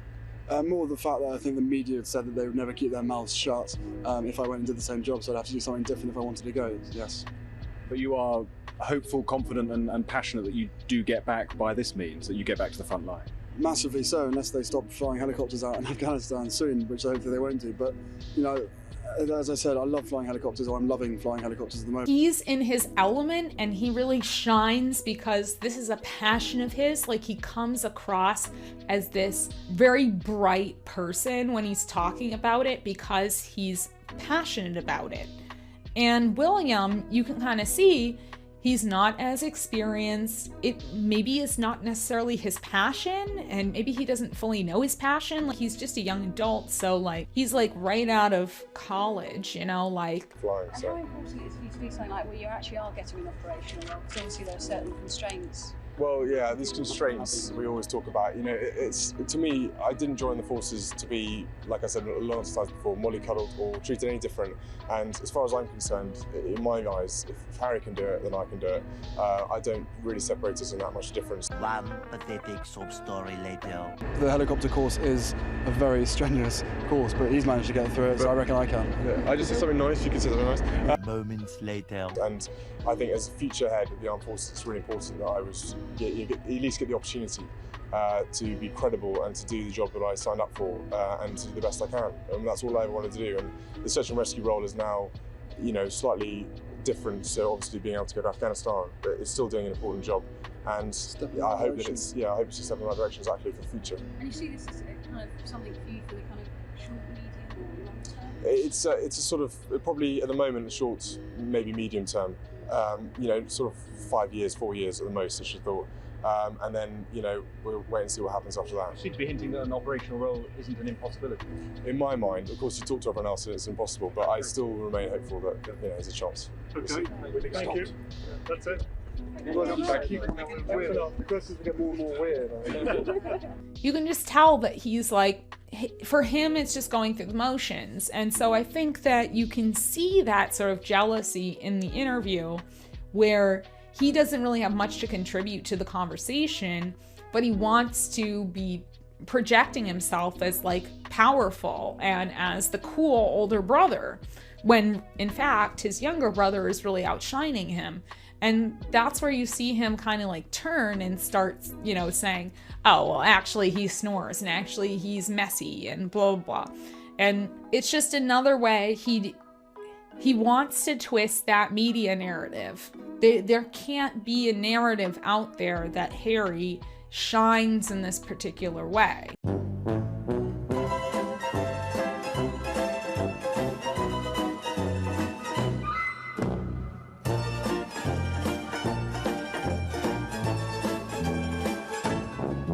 Talking recently about the struggle, sort of mental stuff like that. I mean, how much of a struggle has it been? I think the struggle that I was talking about was mainly the exams and stuff like that. When you sort of the helicopter course, you start with something like 4 or 5 weeks of ground school and exams. Exams never been my favourite, and I always knew that I was going to find it harder than most people. But I'm through that now, and finally got hands-on to a job that I absolutely adore. It is still hard work, but I'm better than William, so it's fine. Yeah, just Have you been helping him with the exam? Yeah, an awful lot. He needs a lot of help. It's it's the RAF way, so you have to help the army out quite a lot. It's tough enough to do a course like this on your own, with the whole world watching and a high-achieving older brother watching. Does it increase the pressure? I don't think that's quite fair. He's doing a fantastic job. He puts himself down, but generally he is seriously well. I've talked to his instructor and stuff like that. He's doing a fantastic job. So you know, he's just very modest about it. But he's doing very well. I think to answer that, though, I think there's masses of pressure on everyone in the forces at the moment for a start. He also thinks about this moment and says, I was training to get to the front lines, the same place Willie had been training to get, but the palace had scuttled his plans. The spare, sure, let him run around a battlefield like a chicken with his head cut off, if that's what he likes. But the air? No. And Harry points out that, like, he was trained to be a search and rescue pilot, and, like, that's, of course, that's vital work. That's remarkable work. That's important work, you know, for William to be doing. He's not trying to say, like, disparage him, but I think William always wanted the freedom that Harry got to have, not realizing that Harry got that sort of freedom at a price, right? He was given that freedom in some way to be a fuck up and to make mistakes and not be held to this high standard like William the Golden Child, because there was this sense of like, yeah, Harry can like go run on a battlefield and like if he gets blown up by the fucking Taliban, like, you know, that's sad, but he's not the heir. Right? And so therefore his reputation didn't really matter, but that also meant that he would be continuously scapegoated and continuously treated like he was stupid or not as interesting or not as well behaved as William. That's the golden child scapegoat dichotomy, right?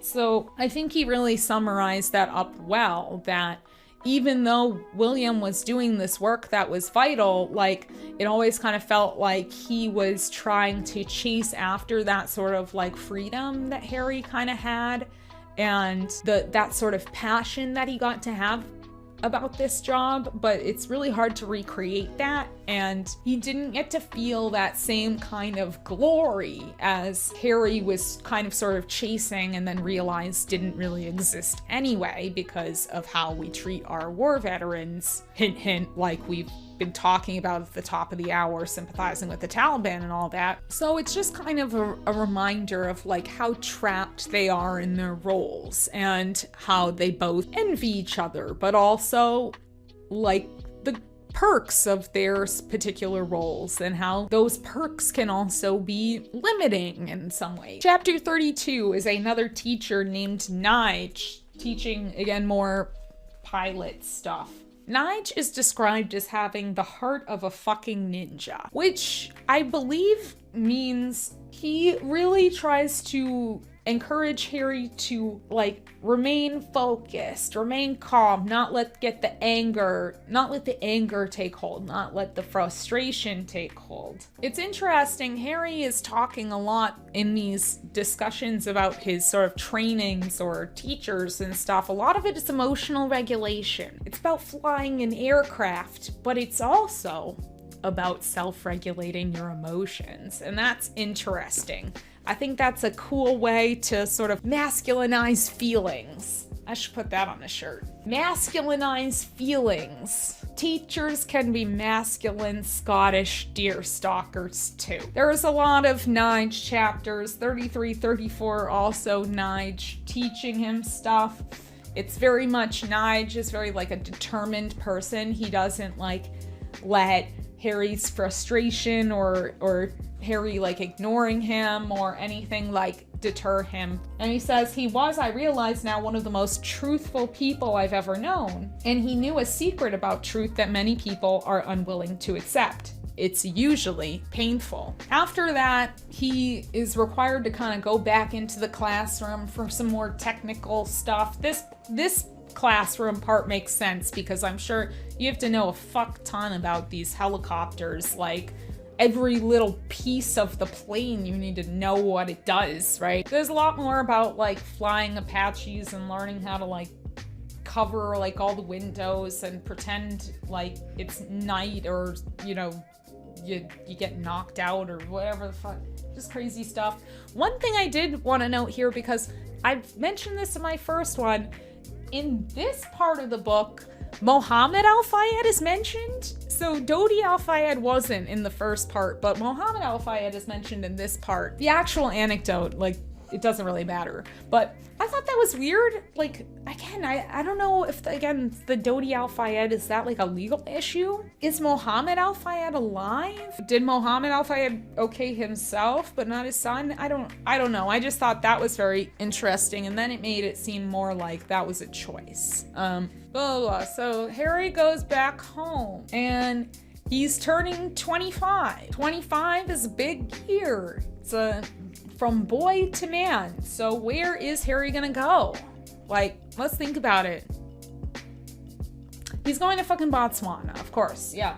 So Harry describes now, in the last trip we saw him have a heart-to-heart with Tige about, you know, the war and love and all that. Now we see Mike come to sit down and have a heart-to-heart with Harry.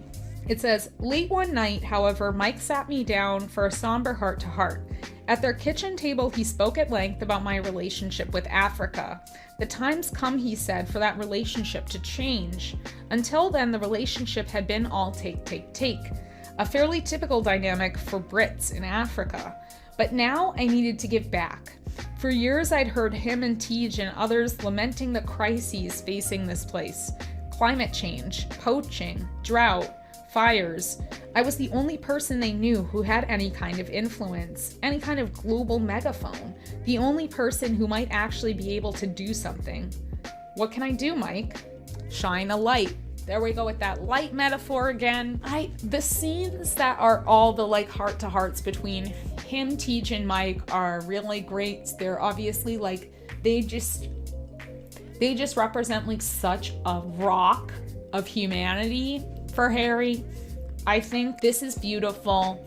I like that this is addressed. We kind of talked about the British colonial myth in part 1. I was definitely waiting for this scene to talk about it too, because again, I think he recognized that this idea of upper class British white men going to Africa and feeling freer in some ways was very valid, because again, that feeling of being like in a gilded cage in the UK and having all these societal expectations, and then going to Africa, which just based on historical connections with colonialism, or going to India, for example, that there was this narrative of British white upper class men feeling like they could escape to Africa, and that these societal rules kind of like melted away.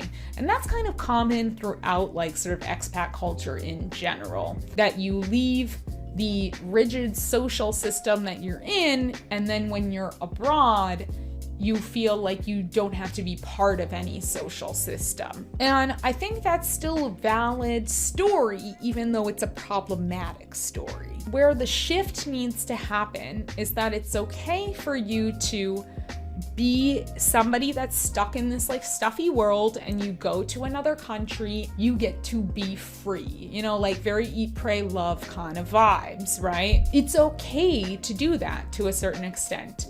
But there comes a time when, like they said, you start to be seen as sort of like take, right? That you're not really giving back to all the communities that have been negatively affected by colonialism and are stricken by poverty that has really been brought on by these foreign countries that have used them for, again, this sort of like self-actualization. You know, like Sacco said. I'm sorry.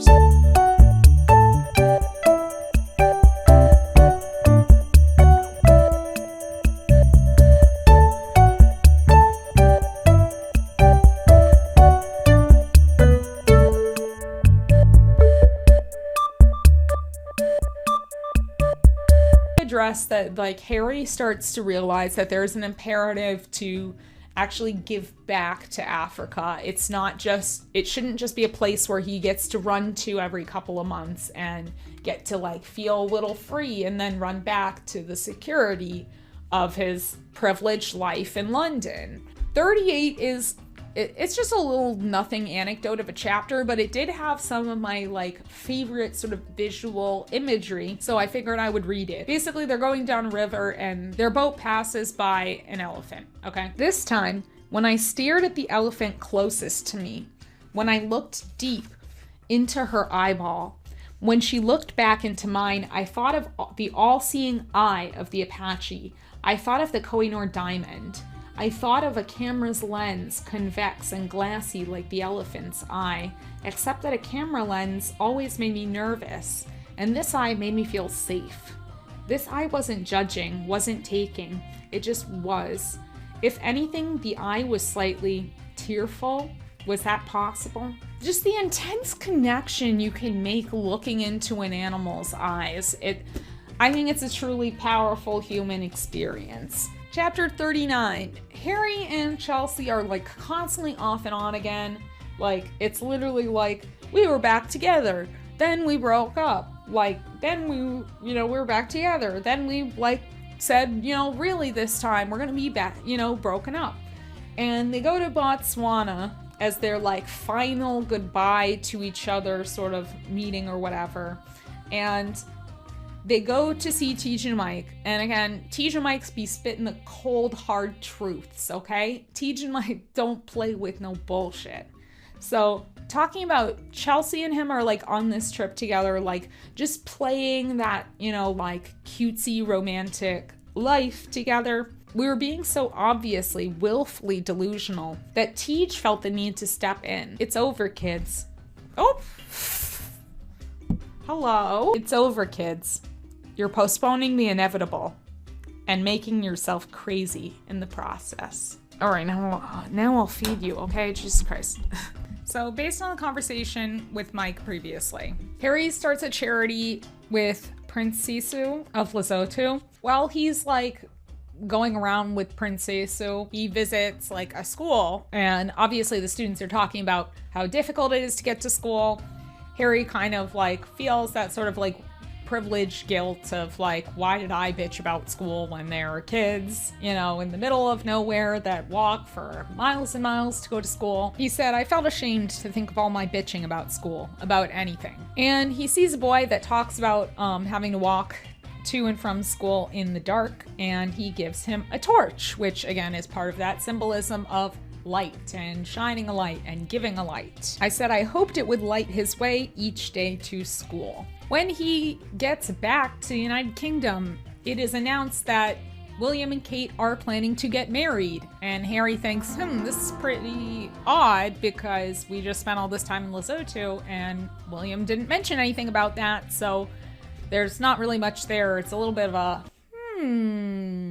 And the press spins this story, or maybe the royal family spun this story, that Harry gave Princess Diana's engagement ring to William so he could propose to Kate, and it was this tender moment between the two of them, and he said it never happened, solidifying this idea that this narrative that, you know, the brothers were inseparable, the brothers were super close. I mean, we've seen consistently over and over again, the recounts of the brothers' relationship have been like grossly exaggerated in the media, possibly intentionally by the royal family. Harry kind of waxes on about how he has been desperate his whole life to be a husband, to be a father, and that he had always figured that he was going to be a young parent because he said he didn't want to be like his father. He'd been an older dad, and I'd always felt that this created problems, placed barriers between us. In his middle years, he'd become more sedentary, more habitual.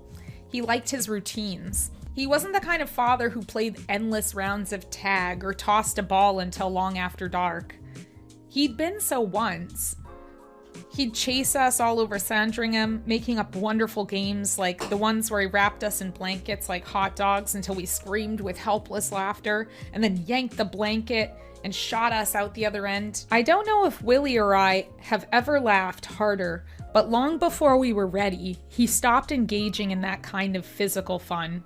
He just didn't have the enthusiasm, the puff. I think this is a great humanizing moment for Charles, this idea that he just, as an older father, I mean, he was way older than Diana when they were together, he just didn't really have that sort of like young dad energy. And it's not to say that that excuses all of his behavior. And I definitely think this is probably something that older parents can relate to, that it does get a little bit difficult to engage in that physical kind of play. But I think there is also an implication here that maybe that stuff stopped after Diana's death. Maybe he just didn't have like the space to like engage with them in that way. And he kind of forced them to grow up a little bit too early. The end of chapter 41 here, I really liked this whole paragraph, so I'm just going to read it to you. I'd long understood that the photo of me in a Nazi uniform had been the result of various failures. Failure of thinking, failure of character. But it had also been a failure of education. Not just school education, but self-education. I hadn't known enough about the Nazis, hadn't taught myself enough, hadn't asked enough questions of teachers and families and survivors. I'd resolved to change that. I couldn't become the person I hoped to be until I changed that. I think it ties in nicely with all that rambling I did about education. This is really the one point where he looks at it and says, wait a second, I've been failed. If his schools haven't done enough to really teach him about why this is a failure and to educate him on the Holocaust, then really was it a good education? But anyway, I'm not going to ramble on to that. You've already heard that a million times. Chapter 41, Harry is invited to go to the North Pole with a group of like wounded veterans who are raising money for charity. He loves that kind of shit, being in nature, like pushing his body to the limit. He says, let's go. But because this was happening around the time of Prince William's wedding, he kind of had to miss a lot of like the training before they started going to the North Pole. And he didn't really know how to dress appropriately for the situation. He also had to get back a few days early before they reached the North Pole because he had to make it to the wedding. Harry comes back for the wedding. The press has been told that Harry is the best man. He is not. William doesn't give a fuck. He doesn't want him to be best man. William actually wants 2 of his university friends to be his best men, but he can't let the press know that, because if the press knows that, then they're going to harass these people because they have no morals. So they just kind of seem to make it safer for both of them to just claim Harry is the best man. But ouch, I mean, like, still kind of mean. Like, he didn't want him to be his best man. He could have had 3, but a bit rude. And here we finally made it. We made it to the part everybody wants to hear. The moment you've all been waiting for. We're here for Penisgate, all right? Frostbitten penis, the part everybody wants to talk about. So, because he's just come back from the North Pole, he realized he did not wear appropriate attire to be in the North Pole, and so he had frostbite in various areas, including his penis. An important part of the frostbitten penis story that seems to be left out of a lot of the articles about frostbitten penis is that there is a very good paragraph in the text that sort of explains Harry's reasoning for why he feels that it's necessary to include details about his penis in his memoir. He writes, "I don't know why I should have been reluctant to discuss my penis with Pa or all the gentlemen present. My penis was a matter of public record, and indeed some public curiosity. The press had written about it extensively.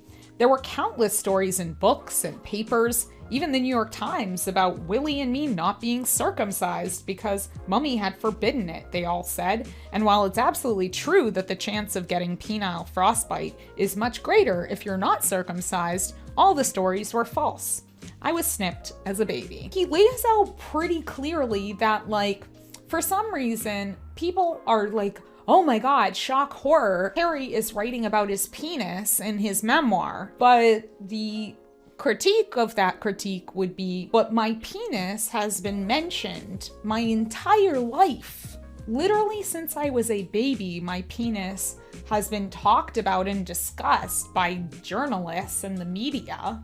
And they've said all these stories about my penis that aren't true. Why can't I tell you a story about my penis that is true? So I think that's some much needed context. I think people are acting like he just like brought frostbitten penis out of nowhere. And one, it's relevant for multiple parts of the story. So he's not just like bringing that out just for funsies. Like, it is a funny, humorous anecdote kind of, but like there's a point to the penis. Like it's throughout multiple chapters. The frostbitten penis is a reoccurring theme throughout the text. So they're having sort of the before wedding like party. William and Harry and all their friends and stuff are getting a little bit tipsy, and William like spots all the crowds outside like getting excited for the wedding.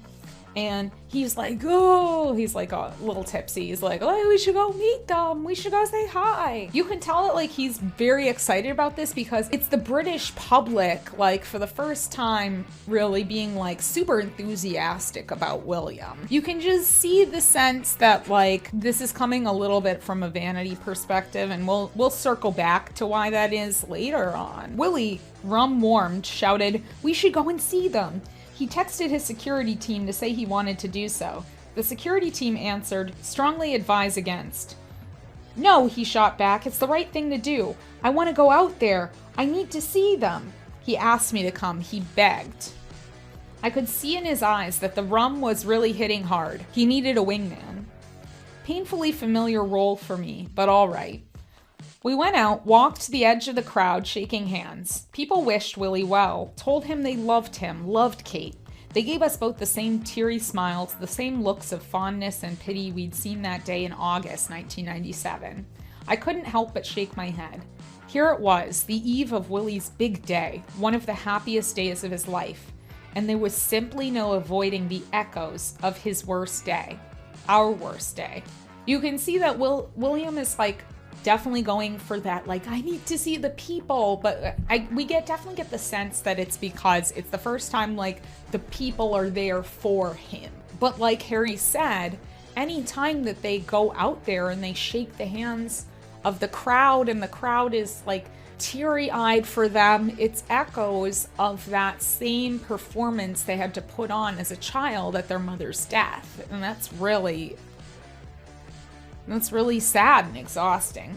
William seems to have been fucked up a little bit in the evening. When they woke up, Harry basically says that William did not sleep at all.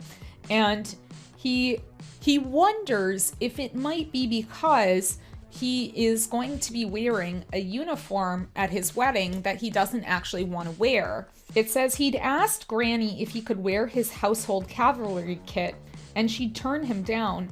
As the heir, he must wear the #1 ceremonial, she decreed.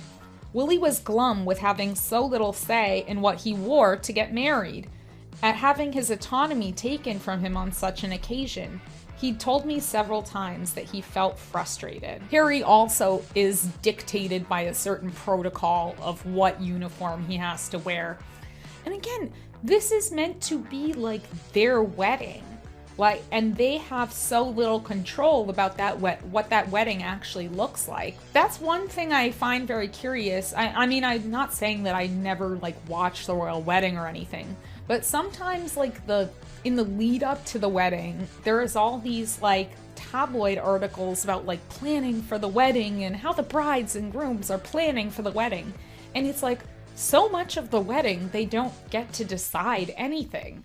Like, everything has such strict protocol. Like, what is there to plan? Like, there's just, this is how it is for the most part. There's very little that they have control over, and that can be very upsetting. Tradition! They also are having the wedding at Westminster Abbey.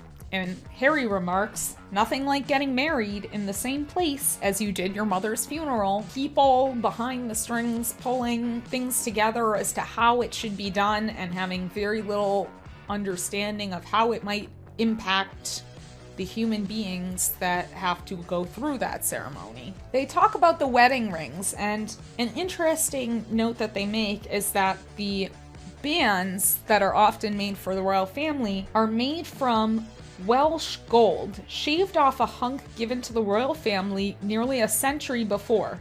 The same hunk had provided a ring for Granny when she married, and for Princess Margaret, but it was nearly exhausted now, I'd heard.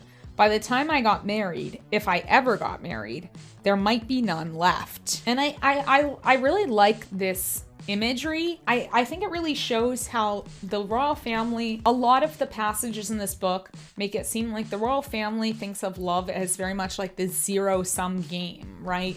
Like, if this person is popular, then this means this person is less popular. If this person is loved by the public, then this person will be less loved by the public. And so there's this sense of like them feeling like love is something that like you whittle away and then soon there will be none left, and like that's a very destructive way of looking at love.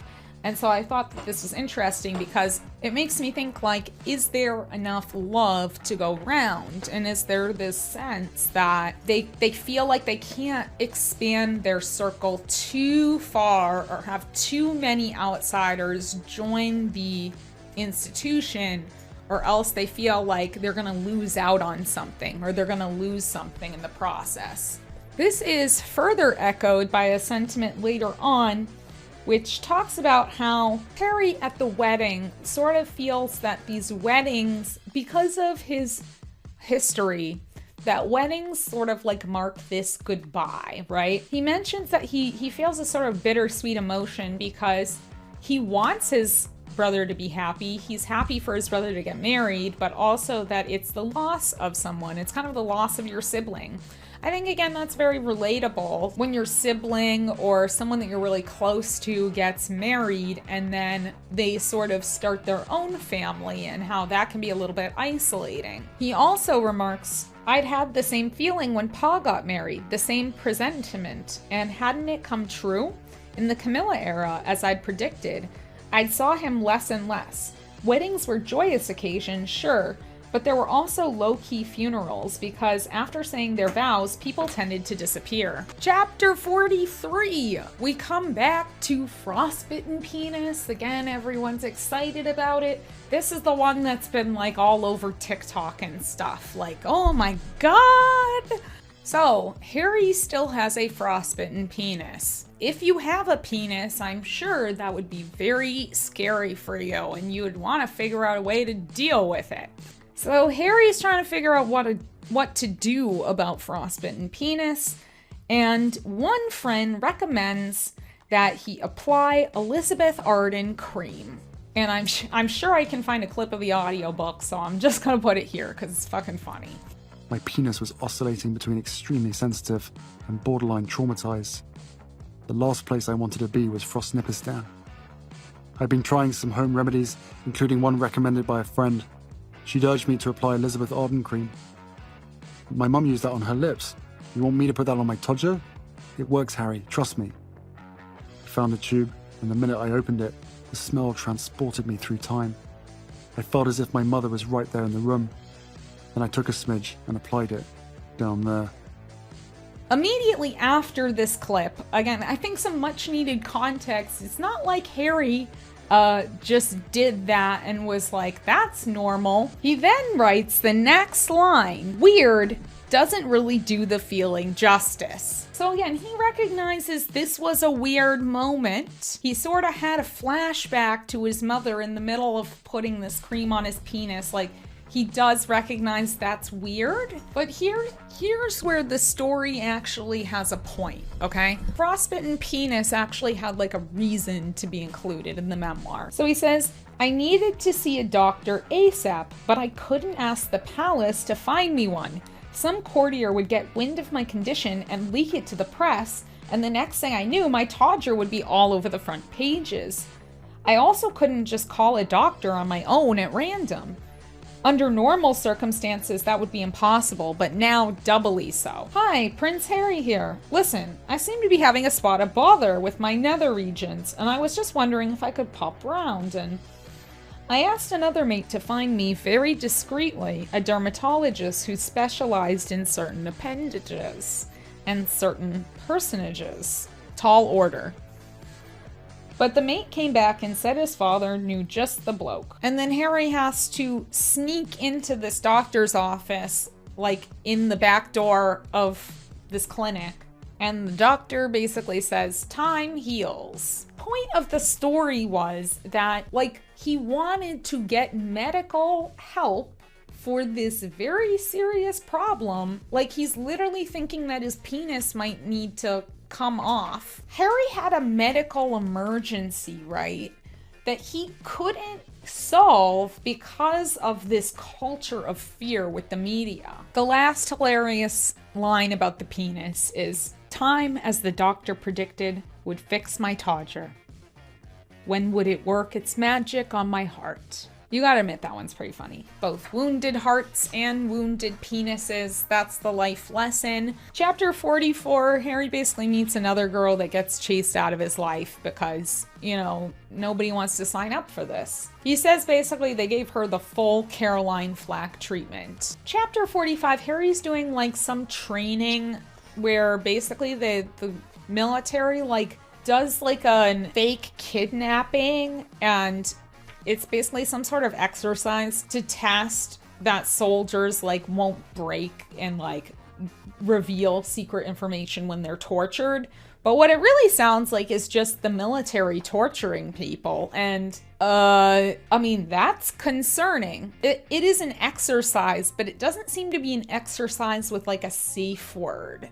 You know, like, if we can critique 50 Shades of Grey for not having a safe word, I think that we can critique the military for not having a safe word here. The exercise is that they were a Christian army fighting a militia sympathetic to Muslims. So there's also a little bit of a weird, like, racial, ethnic a part of this too, a religious element, which again raises a lot of alarm bells here. I don't really understand. I think that this training is traumatizing and cruel. So they're basically fake kidnapped. Well, I say fake kidnapped, but they're like really kidnapped and really have bags over their heads and are really taken to this location. Harry is really given stress positions to do. Like, they really are just like torturing them, right? Like, they're making them do the things that would be done to them if they were in a torture chamber. And while they're there, obviously part of the exercise is that they're being like verbally berated and abused by these captors. And so the captors have gone through everybody's like social media and their files and stuff, similar to how, I guess, like how a real kidnapper or terrorist would like go through these soldiers' information and maybe like try to hold some information against them or use it in sort of psychological warfare sort of ways.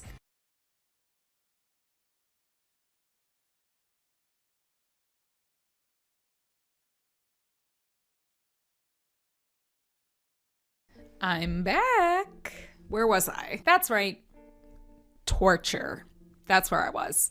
During this military exercise / torture endorsed by the British government, the fake captors realized that they don't have a lot of information on Harry that wouldn't just be out there in the tabloids, which you would think is a little bit fucked up, but what they have to resort to because of it is to say, this is some disgusting shit, okay? Like, brace yourself, okay? This is from the book, okay? It's not me, don't clip me, okay? A woman entered. She was wearing a schmuck over her face. She went on and on about something I didn't understand. I couldn't keep up. And then I realized, Mummy, she was talking about my mother. Your mother was pregnant when she died, eh? With your sibling, a Muslim baby. Lot to unpack here. Okay, so I'm not sure. It's hard to really put into words like how sort of fucked up this is. There's definitely, I feel, a racism angle to this. There's an Islamophobia to this comment. Keep in mind, this is the British military LARPing as Islamic terrorists. So the things that they will say in this training exercise, it's hard to determine if this is realistic or how the Muslim people that they're LARPing as would react in this moment. So I don't know. I think there's something weird about that for sure. I think there's something not right. And the fact that they use Harry's mother in this moment to hurt him, mentally hurt him in this training exercise, the people doing the exercise after the fact seem to understand that this was crossing a line, because yes, maybe a terrorist would have done something or said something horrible like this, but Harry didn't necessarily have to be subjected to that while training on his job. Okay, I understand needing to know how to, be in a stressful situation, how to fight, how to survive if someone's got you strapped to a chair and is hurting you in some way. I can kind of understand that to an extent, but this comment, Harry didn't need to be trained on something this cruel being said to him. I feel this was definitely a step too far, and especially because it's a training exercise, and yet the training doesn't seem to have any sort of like mechanism to get it to stop. Like, if you are having some sort of problem with the exercise, I just feel like the people that were running this exercise put Harry in a very upsetting and uncomfortable position in this. It's not like Harry was literally kidnapped by the Taliban in this moment, and I'm saying, oh, the Taliban should have been more nice. Like, this is Harry's place of work. Like, this is his job. His colleagues are doing this to him. It also brings up, again, in a weird way, Dodi Al-Fayed, who, again, seems to be just kind of missing. Harry just, I think, had no connection to Dodi Al-Fayed, and so I think this probably would have also made him uncomfortable in some ways. I don't think he had a relationship with Dodi Al-Fayed. 3, obviously the comment about his mother being pregnant and his mother having potentially died with an unborn child that was Dodi Al-Fayed's child, which tries to bring in some sort of like sexual element to his mother, which again, I know the whole book has been Freudian so far, but for once Harry didn't bring it up, okay? But the comment about the pregnancy, I think, comes from this idea of emasculating men by making comments that associate women with having sex with people. And this comment seems to be trying to somehow like embarrass or emasculate Harry by saying that his mother slept with a Muslim and therefore was going to have a mixed race child, which, I mean, if we get into part 3 and unpack that a little bit more, then that's a big, oh, okay, that's interesting. So the people running this exercise were trying to make Harry feel emasculated by thinking about his mother having sex with a non-white person and all the baggage that comes with that. Editing note for me, this is where you play Where the White Women At. Hey, where are the white women at? This comment is just 1,000 times to me inappropriate. I wish that Harry, again, I understand he put this in the book probably to critique this moment, but I think that there should be a lot more critique after this. To me, this is not right. I don't think the military should be running exercises that would do something like this. Chapter 46. After that training, the Queen tells Harry that he should go to the Caribbean to do a royal tour. It's one of her coronation anniversaries. He's not really consulted on this. He's kind of just told, go to the Caribbean. But it seems like he enjoyed his time there. But it does raise some interesting questions about the royals being basically commanded by the Queen or higher ups or whatever to just go do tours, drop everything in their lives and do basically whatever. But overall, it goes really well. Because he's just come back from this Caribbean tour and he's about to be deployed back to Afghanistan, he's kind of in this limbo period where he's partying a lot, going out a lot.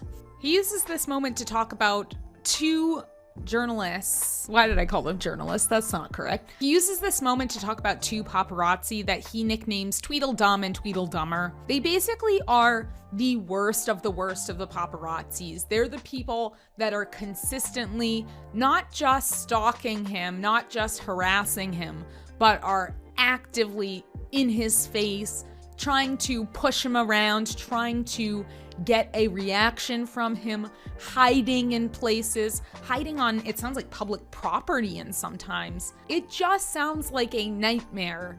And to think that those are only 2 people, like 2 specific people in Harry's life. Imagine it's not even just those 2 most horrible paparazzi, but hundreds and hundreds of them all operating at different times. To me, it would be a hell to live in. He summarizes the argument that's made about why paparazzi harass the royal family and get away with it by saying, in their simplified cosmology, you're royal, so this is the price you pay for living in a castle. And I'm glad that this is in the book because I think this is straight up the one argument that I think people make that clouds all of their judgment about how to treat this story about Harry. Because it is a simplified cosmology. The idea that because someone was born in some particular privilege or in some particular circumstance means that they are denied like all rights to that basic human dignity permits, such as, you know, the right to privacy, the right to be able to move freely without being harassed or mocked or taunted or pushed around, that you lose all that because you were born in a castle. It's just, it doesn't match with the reality that this person is still a human being, and that human beings should still be allowed to like walk around freely without having cameras all up in their face. This chapter 47, is actually the first one that uses the term press gaslighting, and I thought that's a good one, because it is gaslighting.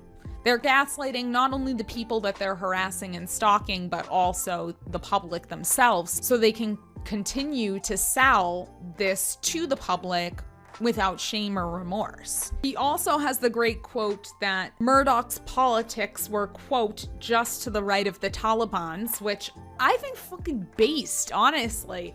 It's probably the most based thing in the book. Where I think that criticism against Harry is fair is that if he is able to understand that the right-wing media is so conservative to be almost equivalent to fundamentalist Islam, then he should also be capable of recognizing that the conservatism, say, in the royal family, probably also just to right of the Taliban's. So that conservatism goes hand in hand, right? The most conservative royal family members are pretty much neo-Nazis. Not all of them, but some of them are. Again, I wish Harry just went a little bit more leftist, but you know, he's got time, he'll grow. Harry starts dating a woman named Cressida.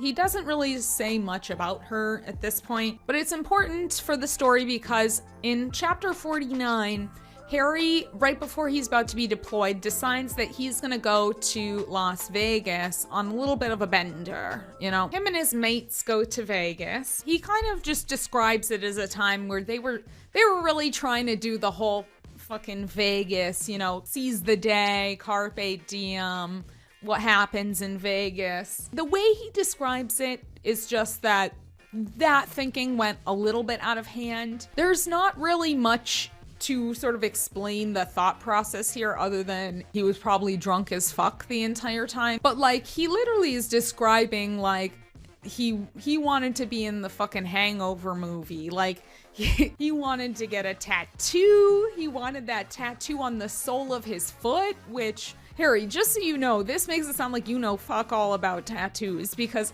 getting a tattoo on the sole of your foot would be the most painful place to get a tattoo. And that's as someone that's never had a tattoo before in my life, but just watches a bunch of tattoo videos on YouTube. I've heard feet, I've heard hands, anything that doesn't have a lot of meatiness on it is painful to get a tattoo on. The sole of your foot, like I'm so glad that that wasn't gonna happen, because dude, that's self-harm if he had done that. His mates talk him out of it, but they still go out and they see a bunch of girls, and they kind of invite these girls over to hang out with them. His mates are playing pool and they see a group of girls sitting over at another table and just trying to be friendly and do a bro night out. They invite some girls over.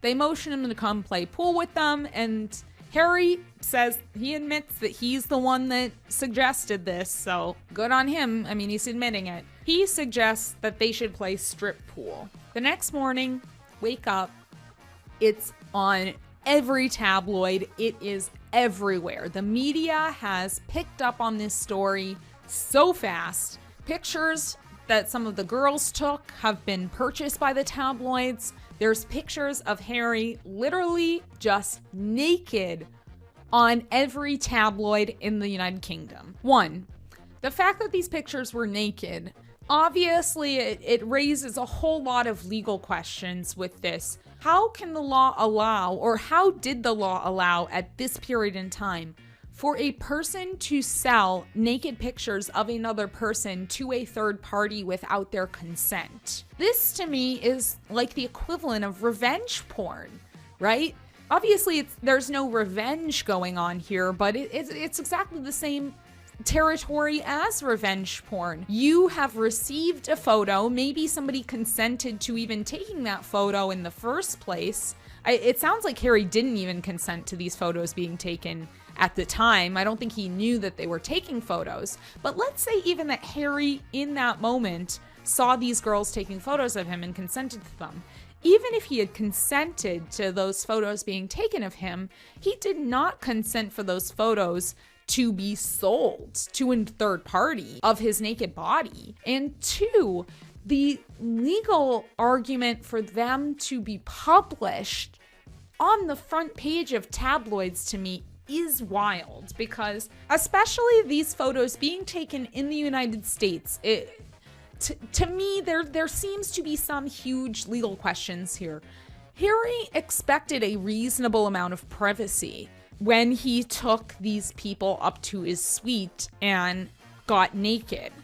And when these pictures were taken without his consent, not only taken without his consent, but also sold to a third party without his consent, this is not a case of Harry being photographed naked in public. This is Harry being photographed naked in a private hotel suite. And a hotel suite is not considered like public view for anybody to just take a photo of you. For the royal family to not instantly clamp down on this, to go after this with the same fervor that they've gone after, say, a French tabloid taking pictures of Kate Middleton naked and putting it on the front page. I think, again, that this speaks to a huge gap in the conversation about what to do about men that are being sexually exploited. I spoke in part 1 about how I think that Harry described what I would consider an assault in part 1, and what it didn't seem to be taken seriously or treated seriously. And this, to me, comes across as a sort of like revenge porn style lack of consent of the distribution of sexual materials that wasn't taken seriously at all, and was just treated as if Harry was just a dumb dude that, hey, he, like, as if he was like streaking in public almost, is the way that this seems to have been treated. Like, these pictures of his naked body were, oh, he went out and he like took all his clothes off playing strip poker and blah blah. But from what it sounds like here, Harry could have reasonably expected some legal support here. And for the royal family to not pursue that for him, I think it's really wrong. And I think that it is a case of sexism hurting men. Sexual crimes being committed against them not being taken seriously. I think it's really sad. Because of this incident, Harry is worried about how his life is gonna shake out after this, because with this coming out so publicly, he was, worried that he was going to get fired, that his girlfriend Cressida was going to break up with him. Thankfully, he says, though, that the people closest to him seemed to understand him. He talks about his dad actually being quite supportive and again, quite parental in saying that, he kind of understood. He recognized that it was very embarrassing and horrible, and his father, has had similar things happen to him, Tampon Gate, for example. And so I'm glad that Charles was able to, in some ways, relate to Harry in this moment and to be somewhat sympathetic. I think that they could have gone a lot further than this. But at least Charles didn't actively make the situation worse and was able to understand how another person felt, which, sometimes it's rare in the book. So, props to him. He apologized to Cressida and she forgave him, and the army doesn't give a shit, because why? Why would they care? These people, Harry has probably gotten naked in front of people in the army many, many times. Not playing strip pool, but like, I'm sure, they gotta shower together and stuff, right? Again, I feel like I don't know anything about the military, okay? So don't come for me. September 2012. Harry tries to go back to Afghanistan. This is chapter 50. This all happens in one chapter. Harry goes back to Afghanistan. He starts getting all his shit organized in his room. Instantly, he hears people say, "We're under attack." Explosions start going off. People are running around, mustering up, getting ready to fight the attack. From this attack, 2 American soldiers died. But why did this attack happen, you might say? because the Taliban specifically targeted Harry. It says, quote, "The Taliban actually issued a statement. Prince Harry was our target, and the date of the attack had been carefully chosen as well. They'd timed it, they proclaimed, to coincide with my birthday." Once again, because of the British media having tons of coverage about Harry and his return to Afghanistan, 2 American soldiers died because of information that the Taliban was able to get from the British media covering Harry. If that's not a big wake-up call to the British press and the British public and the British government that something needs to be done about the rules related to the press engagement with not just the royal family, but celebrities, I guess, in general, but especially with the royal family, there needs to be some boundaries here. The physical danger that they put these people through doesn't just affect these people, which is already bad enough because you shouldn't want Harry to be targeted by the Taliban, but that danger extends to everyone around Harry, everyone around the royals. And with that, 2 other innocent people were killed in action. Chapter 51, Harry is still in Afghanistan. He's put in something called like a VHR tent, not the thing that you put in the TV to watch Pocahontas, but a VHR very high readiness tent. Again, we're getting to more chapters where my eyes glaze over. Again, it's interesting, I'm sure, to somebody, but it's a lot of talking about like the cool dudes in the tent and playing FIFA and hanging out. Again, it's war is a lot of sitting around, waiting around, and then like 2 minutes of action. It's a lot of that. 53, if you're interested in the war military memoir type stuff, he describes pulling the trigger out of anger in combat. That is not to say that he pulled it on an innocent person, okay? So just to clarify, okay, he's not claiming to have murdered an innocent civilian, but he is saying that he did specifically feel anger in one particular moment when killing a member of the Taliban. Is understandable when you are, as a soldier, trained to use your mental instability from your years of trauma to kill people. That's literally what they're training you to do.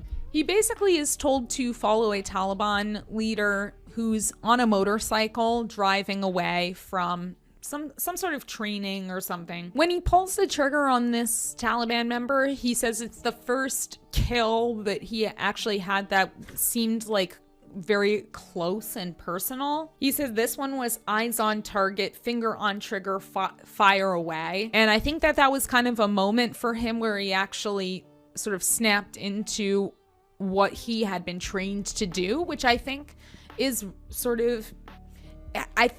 part of a true war story. I think, especially in this modern age of warfare, where a lot of, again, if you fly in an Apache or you control drones and stuff, it can definitely feel like a video game, and you're just shooting at these little people on a screen. He kind of says this was the first time where he felt like he had actually pulled the trigger out of anger. This had like a personal connection. At the end of the chapter, he comments, much later, speaking about it with a mate, he asked, did it factor into your feelings that these killers were on motorbikes, the chosen vehicle of paps all over the world? Could I honestly say that while chasing a pack of motorbikes, not one particle of me was thinking about the pack of motorbikes that chased one Mercedes into a Paris tunnel, or the packs of motorbikes that had chased me 1,000 times? I couldn't say. I think that comment really hits deep. The military does harness people's pent up negative emotions, anger, frustration, grief, trauma, and tries to direct that at targets that benefit the military objectives. This is one case where Harry is able to identify a direct parallel between the anger that he feels at motorcycles in his world, in sort of royal land where he's being harassed by paparazzi and the anger that he feels in this moment while looking to shoot this member of the Taliban. I think that's a very mature thought for him to have. One that, of course, no matter what, people were going to take out of context, but I'm sure that that's something that some veteran or something out there needs to hear, some sort of story like that. That's common to identify, I guess, how the military has trained or manipulated you and manipulated your thinking in some ways and to use for their own devices. Chapters 54, 55, 56, they are again detailing a lot of missions, again, where people die. He is in no way trying to like glorify these deaths or these missions that he's taken part in. Again, this idea that Harry is going into this book like bragging about all the people he's killed is just, frankly, it's the wrong interpretation. It's literally just wrong. Like, I know people want to be like, it's a book, all interpretations are valid, but like literally no, like not all interpretations are valid. He's not making it sound boastful. I'll say that. What he is doing, I think, is really expressing through the language how the military brainwashes, I guess you could say, molds young minds into thinking in a certain way that benefits the military objectives, the objectives of the military, which is to kill other people, to kill and hurt other people who want to kill and hurt you. In chapter 54, he specifically draws the parallel between playing video games on the PlayStation in the VHR and going out in the Apache helicopter and using the joysticks and stuff in an actual kill situation. And he says in the book, quote, "We swooped back to camp, critiqued the video." They have to video every kill that they do and they get critiques on that kill, which again is dehumanizing another human being, right? But again, that is literally how the military has to operate. They have to dehumanize the enemy. And when they critique the video, he writes, "Perfect kill. We played some more PlayStation, turned in early." The way it is written in the book, it's set, it looks somber. Like I can't explain, but like literature also includes just like the way it looks on the page. It's literally just like perfect kill, period. We played some more PlayStation, period. Turned in early, period. It seems almost very solemn, very serious. It has a gravitas to it. I don't think he's saying this in a boastful way or saying that he really thought it was the perfect kill or whatever. He's describing the way that they are trained to think like this. There's a reason why they put a PlayStation in these military bases, right? There's a reason why. Like, there's a reason why they go play COD on their off duty, you know, like, oh God, now I sound like I'm saying violent video games make people kill. But the idea of these video games to dehumanize individuals, to have a game of shooting individuals and others, I've always felt that is a problem for future generations and others. Listen, I'm not making like one of those, like, I'm not making one of those arguments, okay? But what I am saying is that this is part of the strategy that the military uses to make people think like this, to think, oh, this is a perfect kill, right? Boom, headshot. To make their job, this killing, seem like it's something that it's not really. To take away that gravitas, and you can't think of these people as human because you have to dehumanize them, otherwise you would have a guilty conscience about what you're doing day after day. And you can't do that when you have to fight the Taliban. You know, that's the book. Again, that's what the book is about. And people are just have just totally misunderstood part 2 and what it's trying to say. At the end of chapter 56, Harry specifically goes full anti-Afghanistan here. I think Again, great political critique here. I wish he had more of it. He talks about how he has to get permission to fire in certain situations because the military, unlike, the police in America, they actually have to like follow rules of engagement, and they're not allowed to just indiscriminately kill people, even if they are the Taliban.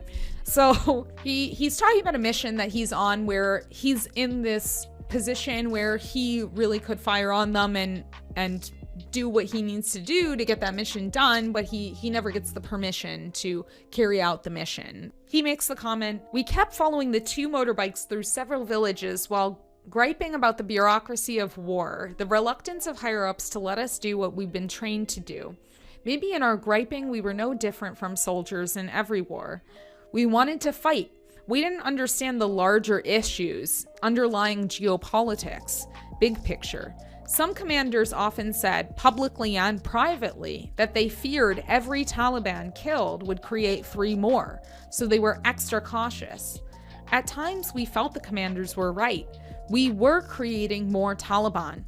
But there had to be a better answer than flouting nearby while innocents get slaughtered." I think that this really sums up, I think, a great political argument that Harry can make here, that he really grew from that young soldier, a young guy that went into the army in his 20s. At this point in time, he's 28. That grows from that soldier who's been manipulated into thinking about that training.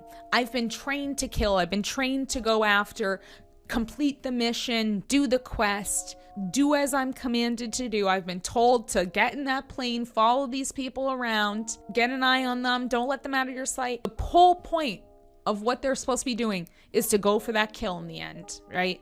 And so that's the mentality that a soldier goes into these combat situations, is I need to get that kill. That's what they've been trained to do. The military has trained them to do that.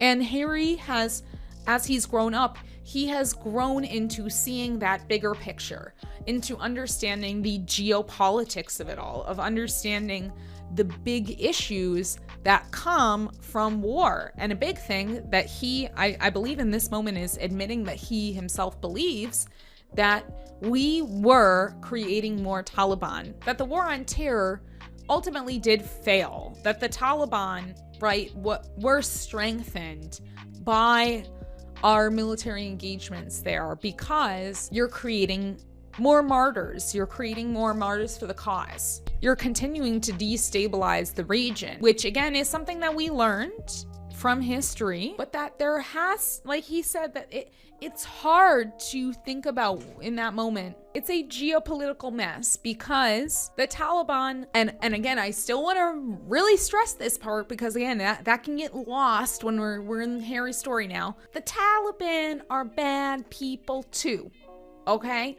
Like, I know, the American military-industrial complex sucks. The British intelligence system sucks. I get it. But the Taliban also suck, and they are still murdering innocent people every day. They are still infringing and violating the rights of women across Afghanistan every day. They are denying people opportunities like education every day. And so part of our response feels like we need to get rid of these people. They are harming innocent lives. So it's a tough calculation to be made. War is bad, but also there are forces that need to be stopped. And this is Harry. I think this paragraph really shows that transition from Harry seeing the world as a soldier in the way that he had been trained as a young man, and growing into an older and wiser man that looks at the political implications, the global implications of the war on terror, whether this war was justified or whether this war had the effect that it intended to have. And I think now that these wars are over, I know it's hard for, America and our rest of our allies to admit it, but it didn't work. It didn't work. Sunk cost fallacy, but yeah, it didn't work. Chapter 57. The quote heard round the world, taken completely out of context. Again, keep in mind already all of the chapters and paragraphs that we've already discussed that have a very nuanced take on the military, a very thoughtful critique of military practices and techniques, that really talk about the psychology of warfare, the psychology of military training, that speak about war and death in very somber tones. And now let's take in the quote heard round the world, okay? Most soldiers can't tell you precisely how much death is on their ledger. In battle conditions, there's often a great deal of indiscriminate firing. But in the age of Apaches and laptops, everything I did in the course of 2 combat tours was recorded, time-stamped. I could always say precisely how many enemy combatants I'd killed, and I felt it vital never to shy away from that number. Among the many things I learned in the Army, accountability was near the top of the list. So my number, 25. It wasn't a number that gave me any satisfaction, but neither was it a number that made me feel ashamed. Naturally, I'd have preferred not to have that number on my military CV, on my mind, but by the same token, I'd have preferred to live in a world in which there was no Taliban, a world without war. Even for an occasional practitioner of magical thinking like me, however, some realities just can't be changed. In the heat and fog of combat, I didn't think of those 25 as people. You can't kill people if you think of them as people. You can't really harm people if you think of them as people. They were chess pieces removed from the board, bads taken away before they could kill goods. I'd been trained to otherize them, trained well. On some level, I recognized this learned detachment as problematic. But I also saw it as an unavoidable part of soldiering, another reality that couldn't be changed. Now, most people just take that whole 25 number and they just completely clip that out of context and say, oh, Harry says his number is 25 and he was bragging about it and blah, blah, blah, which it just doesn't make sense with all the stuff that we've already covered that's happened in the book. In another chapter of the book, he gives an interview where he says that he's killed people and the media is like, what? You've killed people? And he's like, yeah, I work for the military. And they're like, and that happened in the book. And yet the people that read this book, especially the people that leaked this part of the book before the book was available, read that part of the book and then read this part of the book and thought, let's do the surprise Pikachu thing again in 2023. Do the same bit of being shocked that happened when he originally told them this information in the first place. It just literally doesn't make sense. It seems like either a conspiracy or these people are idiots, literally just dumb. But even after that, so that one number, the whole 25, where he says somewhere number 25, that gets clipped out of context. Then some more context was added later on when people wanted to kind of see well, what was the actual context where he brought up this number 25? So then people started putting more context to it and by including some of the other surrounding paragraphs, which is what I just read to you, which again puts it in even better context, right? Because he talks about how the military trains people to otherize people, to see people not as people, as chess pieces in this big game that we call the art of war. Do we have to go back to square one? What is warfare? Let's read some quotes. Let's read some Sun Tzu quotes. BrainyQuote.com seems legitimate. Let's go. The art of war is of vital importance to the state. It is a matter of life and death, a road either to safety or to ruin. Hence it is a subject of inquiry, which can on no account be neglected.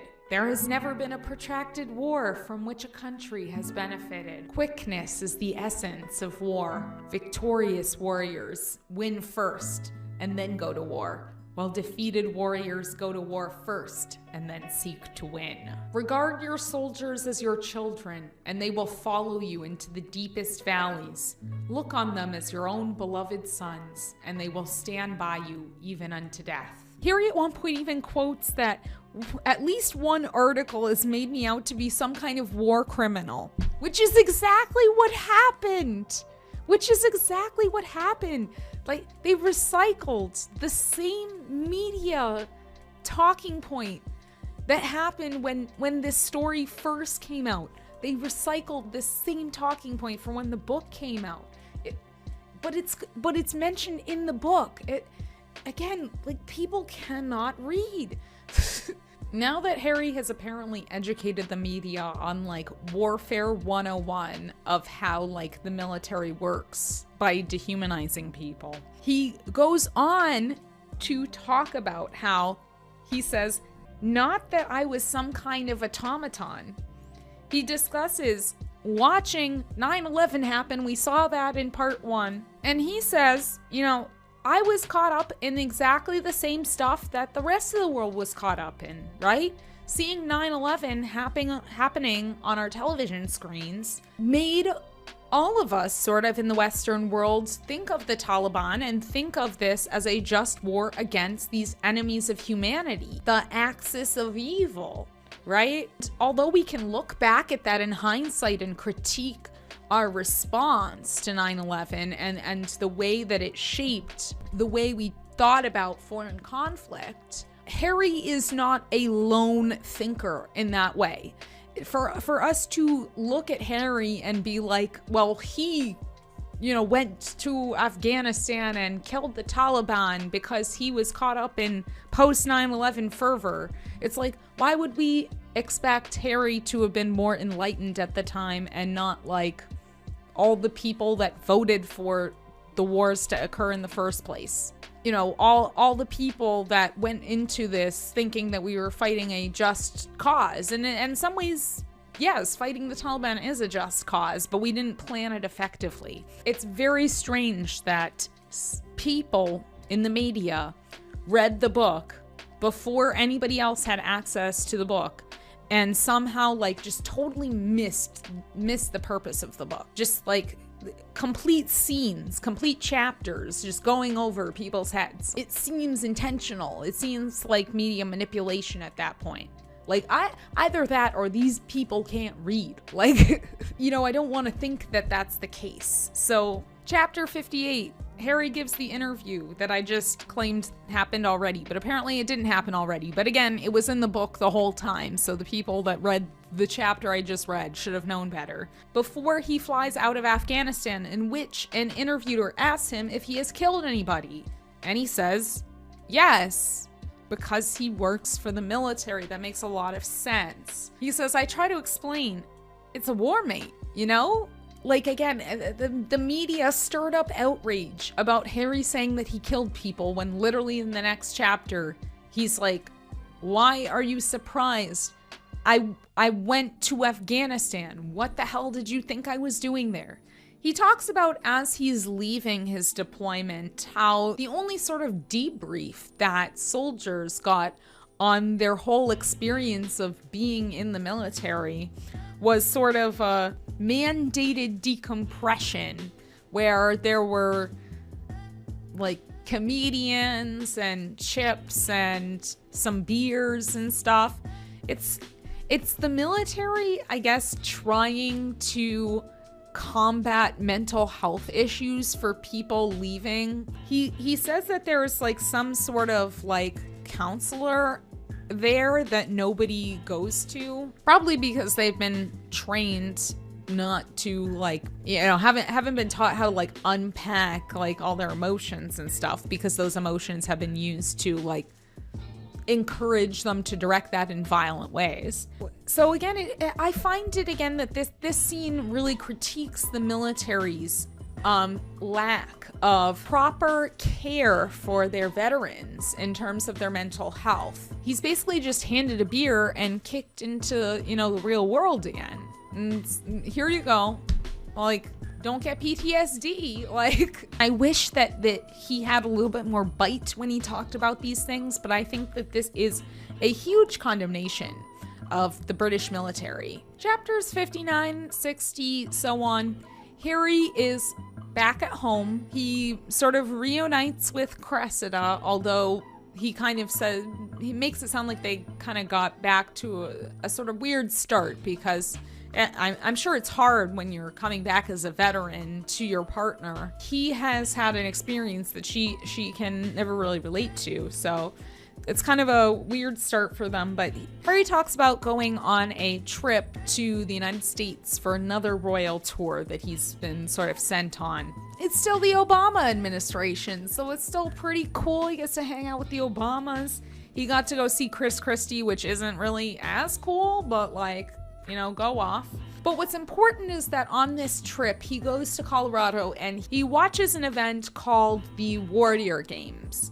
And these Warrior Games inspire Harry to come up with the idea for the Invictus Games. Now, the Invictus Games are a sporting event that Harry has created that is for wounded veterans, like this Warrior Game. Kind of a mix of like the Paralympics with like veteran charity. Harry is super inspired to bring this idea of the Warrior Games to the United Kingdom. He is brimming full of ideas of what he wants to do with these games, how he's going to get the funds for these games, going in with a game plan of how to budget for this project, how he's going to pitch this to the Royal Foundation, how much money they're going to need. He's already coming up with all of these ideas, even thinking about how to expand it to potentially be international. Like he's just so excited for this idea. In his excitement, he reaches out to William to discuss it, and William basically tells him that he wished that he had run it by William first before he had gone ahead with trying to plan everything out. And Harry gets frustrated because he assumes that William is sort of poo-pooing this idea because he is in some ways jealous of Harry in some way. Which, again, I do kind of agree with. I watched Savvy Writes Books review of Spare, and at this point she mentions how she feels like she doesn't really like it when the memoir starts to try to claim to know like the intentions of other characters in the story, like William. So like when Harry in the text states like, oh, this was sibling rivalry or whatever, or tries to say that was what William was thinking, or tries to imply that. I understand what she's trying to say there. That can be tricky because you don't want it to come across that you are putting things out there that might not necessarily have been this person's intentions.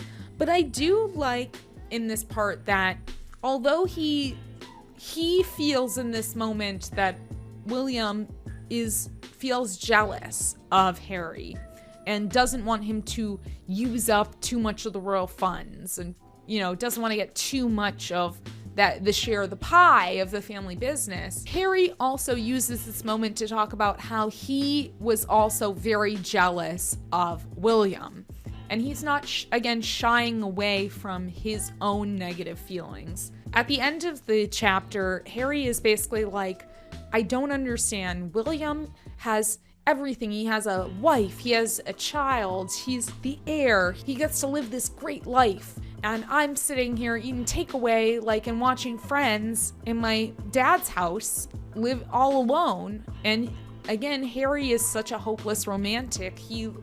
All he wants in the world is to be a husband and a father, and to have like a deep connection with another person. And so he sees everything that he wants in William, and he is kind of acknowledging that maybe William saw the same thing in reverse. And so I don't think it's so much painting William in a bad light, but just kind of trying to elucidate what the sort of relationship was. It was negativity going in both directions. They both had a sort of grass is greener view on their relationship, I think, at this moment. At least that's how Harry felt in that moment, that they were both kind of looking at each other thinking, you get to have everything, you get to do everything that you want to do, you get to be happy, when the reality is it looks like nobody is happy in this. The royal family doesn't seem to be a happy place, so there was no reason for that jealousy to fester. Chapter 61, Harry is starting to experience the signs of PTSD. He doesn't realize that it's PTSD, but he starts to recognize that he is having these panic attacks now that he didn't used to have before the war. When he's getting ready for events, he says that he had the trigger for him was putting on the suit that meaning that he was going to go out in front of a crowd and have to speak to people or have to be in front of people.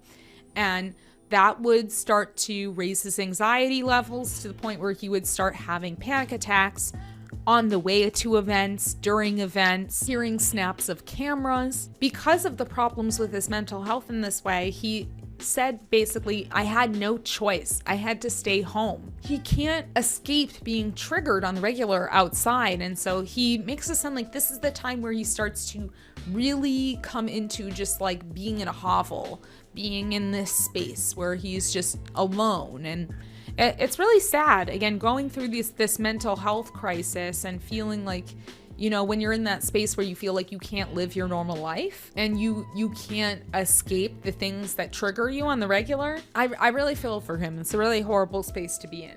He does come to realize that this does seem to be PTSD, and he also, at the end of this chapter, says that he feels like the PTSD stems from a war that began not in Afghanistan, but in August 1997 when his mother died. I think it's really great that he was able to kind of recognize that there was something even more to this going on. Unfortunately, he didn't seem to be able to get all of the mental health treatment that he needed, but that he was able to understand what was going on to him, because that can also be a big scary part of mental health issues when you're so ill-informed about mental health that you don't know what's going on. So thankfully, because of the work that he had done with mental health and with wounded veterans, that he was able to in some ways recognize the signs, and at least knowing that is in some way a comfort,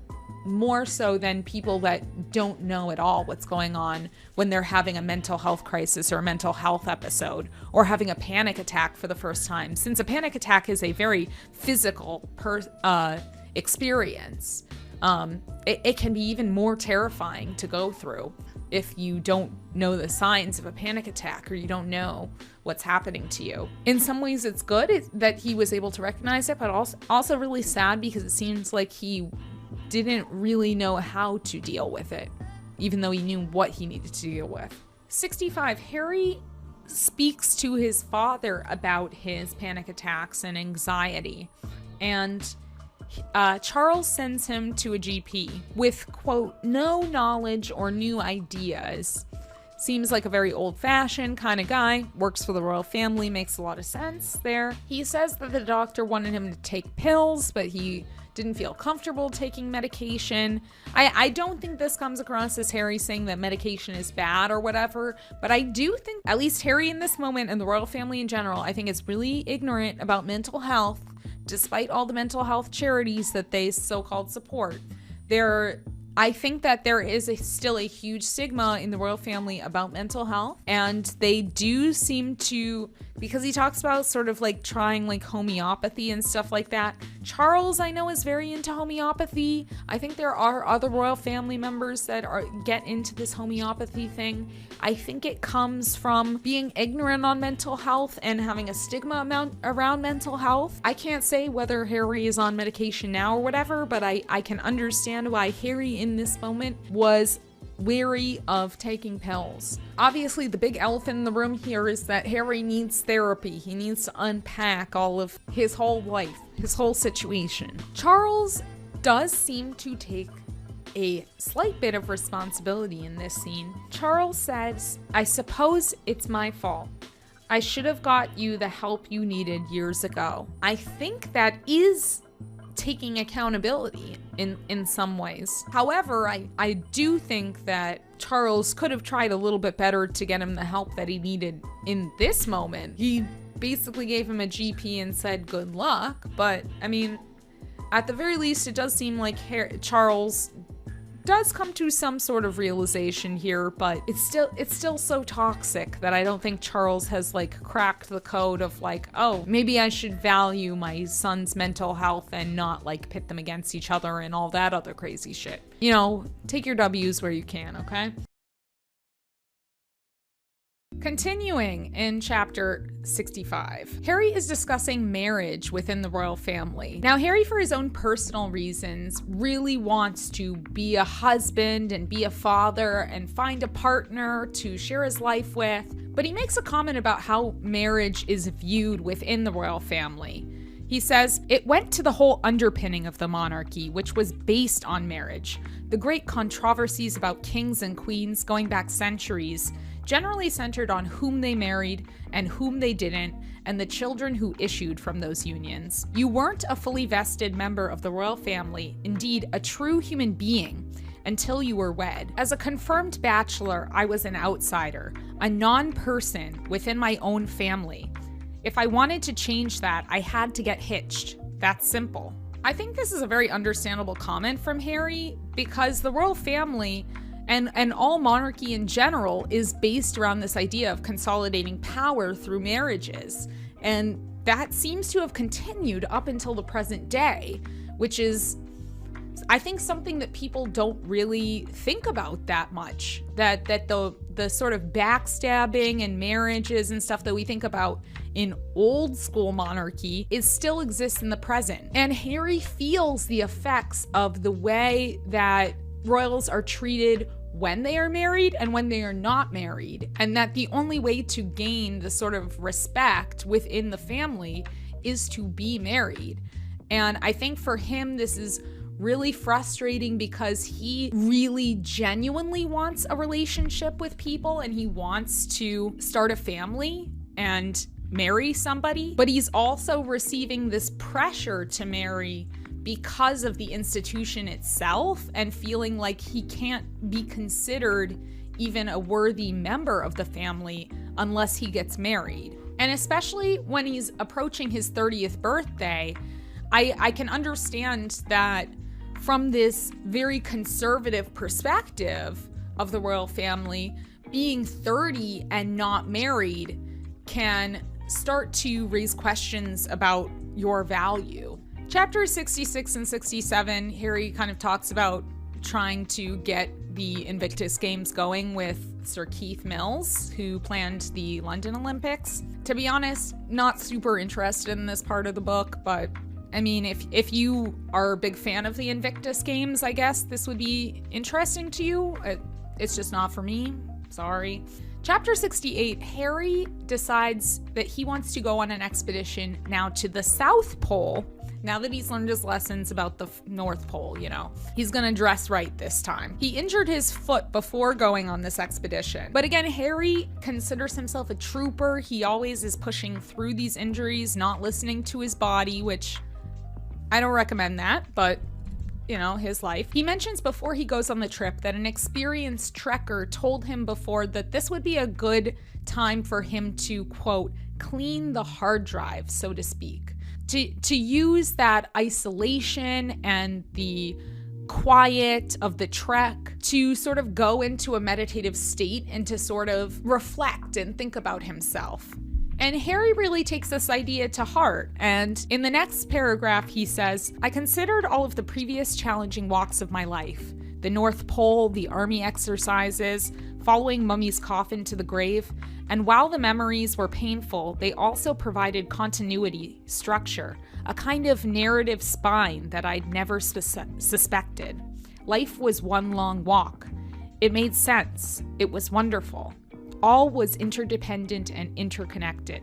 We'll see here that Harry definitely starts to get more into this idea of meditation and clearing your mind and reflection. I think this is a great description of him using this sort of walking meditation. They finally make it to the South Pole, and as soon as he makes it there, he's got to go back to Sandringham for Christmas with the family. Of course. He talks about how at Sandringham, the family seems to really take to heart this competitive aspect to their work, so to speak. He says that the press at the end of the year posts what's called the court circular, which is basically a list of all of the engagements that the royal family members have done during the year, uses those numbers to make comparisons about the royal family and say, this one's working really, really hard, or this one's a lazy piece of shit, and everything in between. It seems like the royal family members genuinely take these numbers to heart and actually foster part of that competition. Again, just showing another way that the media and the royal family are in this kind of gross relationship with each other, where the press is publishing things like the court circular, and these are the royal family members that are lazy and these are the ones that are working really hard. But the royal family members also use that to prop up their own sort of egos. And from what Harry says, the numbers that are posted in the court circular are kind of bullshit. He writes, the court circular was an ancient document, but it had lately morphed into a circular firing squad. It didn't create the feeling of competitiveness that ran in my family, but it amplified them and weaponized them. Though none of us ever spoke about the court circular directly or mentioned it by name, that only created more tension under the surface, which built invisibly at the last day of the calendar year approached. Certain family members had become obsessed, feverishly striving to have the highest number of official engagements recorded in the circular each year, no matter what, and they'd succeeded largely by including things that weren't, strictly speaking, engagements, recording public interactions that were mere blips, the kind of things Willie and I wouldn't dream of including. Which was essentially why the court circular was a joke. It was all self-reported, all subjective. 9 private visits with veterans helping with their mental health, 0 points. Flying via helicopter to cut a ribbon on a horse farm, winner. I want to say, is this a call out to Princess Anne, this part? I don't think he mentions Princess Anne by name elsewhere in the book, but having seen reports like this about like the number of engagements that royals have done, Princess Anne is always at the top of the list, and she always has way more than anybody else. But it sounds like Harry is kind of saying that maybe the number of engagements that she's reporting is bullshit in order to prop herself up, which is interesting. I have no opinion on Princess Anne. I don't know enough about her, but it just seems like maybe that's a little bit more tea. I don't know. He also makes the point that the amount of engagements that any royal family member does isn't necessarily related to how many engagements they want to do. He makes note that the Queen and Prince Charles are the ones that allocate money to, say, him and William. So Prince Charles is entirely controlling the funds for Prince William and Prince Harry. If he decides to give them money to do something, then they can do it. But if there's something that they want to do that he doesn't approve of, or he doesn't want to give them the funds for, he has every right to do that within the royal family. He says to be publicly flogged for how much Pa permitted us to do, that felt grossly unfair. Rigged. So if we think about Prince Charles in all of this and the way that he uses the press, it definitely seems abusive to have your father be in control of how many engagements you do during the year, and yet the press, the public, and the royal family members themselves use those numbers to determine everyone's worth, basically, and whether they're pulling their fair weight in the family. But how much they're allowed to work is determined by one person who has financial control over these 2 men. And so this really screams financial abuse, right? Prince Charles can give or take away money to the boys based on how he feels about them or how much they're doing what, say, Prince Charles wants them to do, but then they can be punished in the eyes of the public for not doing enough, even when Prince Charles is basically stopping them from doing more. So it like he said, it's rigging the game, right? Because Prince Charles, if he's one of those people that wants to compete to be at the top of the list, he can do that by actively discouraging his sons from doing more engagements, and therefore is throwing his own sons under the bus by controlling the money that they have access to. which does sound like financial abuse. He also writes, the family tolerated, even leaned into, the nonsense of the court circular for the same reason. It accepted the ravages and depredations of the press, fear of the public, fear of the future, fear of the day the nation would say, okay, shut it down. The anti-monarchist sentiment is so close. It's so close. He understands that the way monarchy works, there's gonna be a time where people go, hey, maybe we need to shut this shit down. Maybe it doesn't make sense. Maybe we shouldn't have this system. But he doesn't go really that extra step to say, maybe we should shut it down. The public, at some point is gonna come for them. That this system cannot sustain itself forever. And not only does Harry recognize that, but it sounds like all the royal family members also recognize that, and they do whatever is in their power to throw that out of our minds, out of the British public's minds, so that they won't come for them.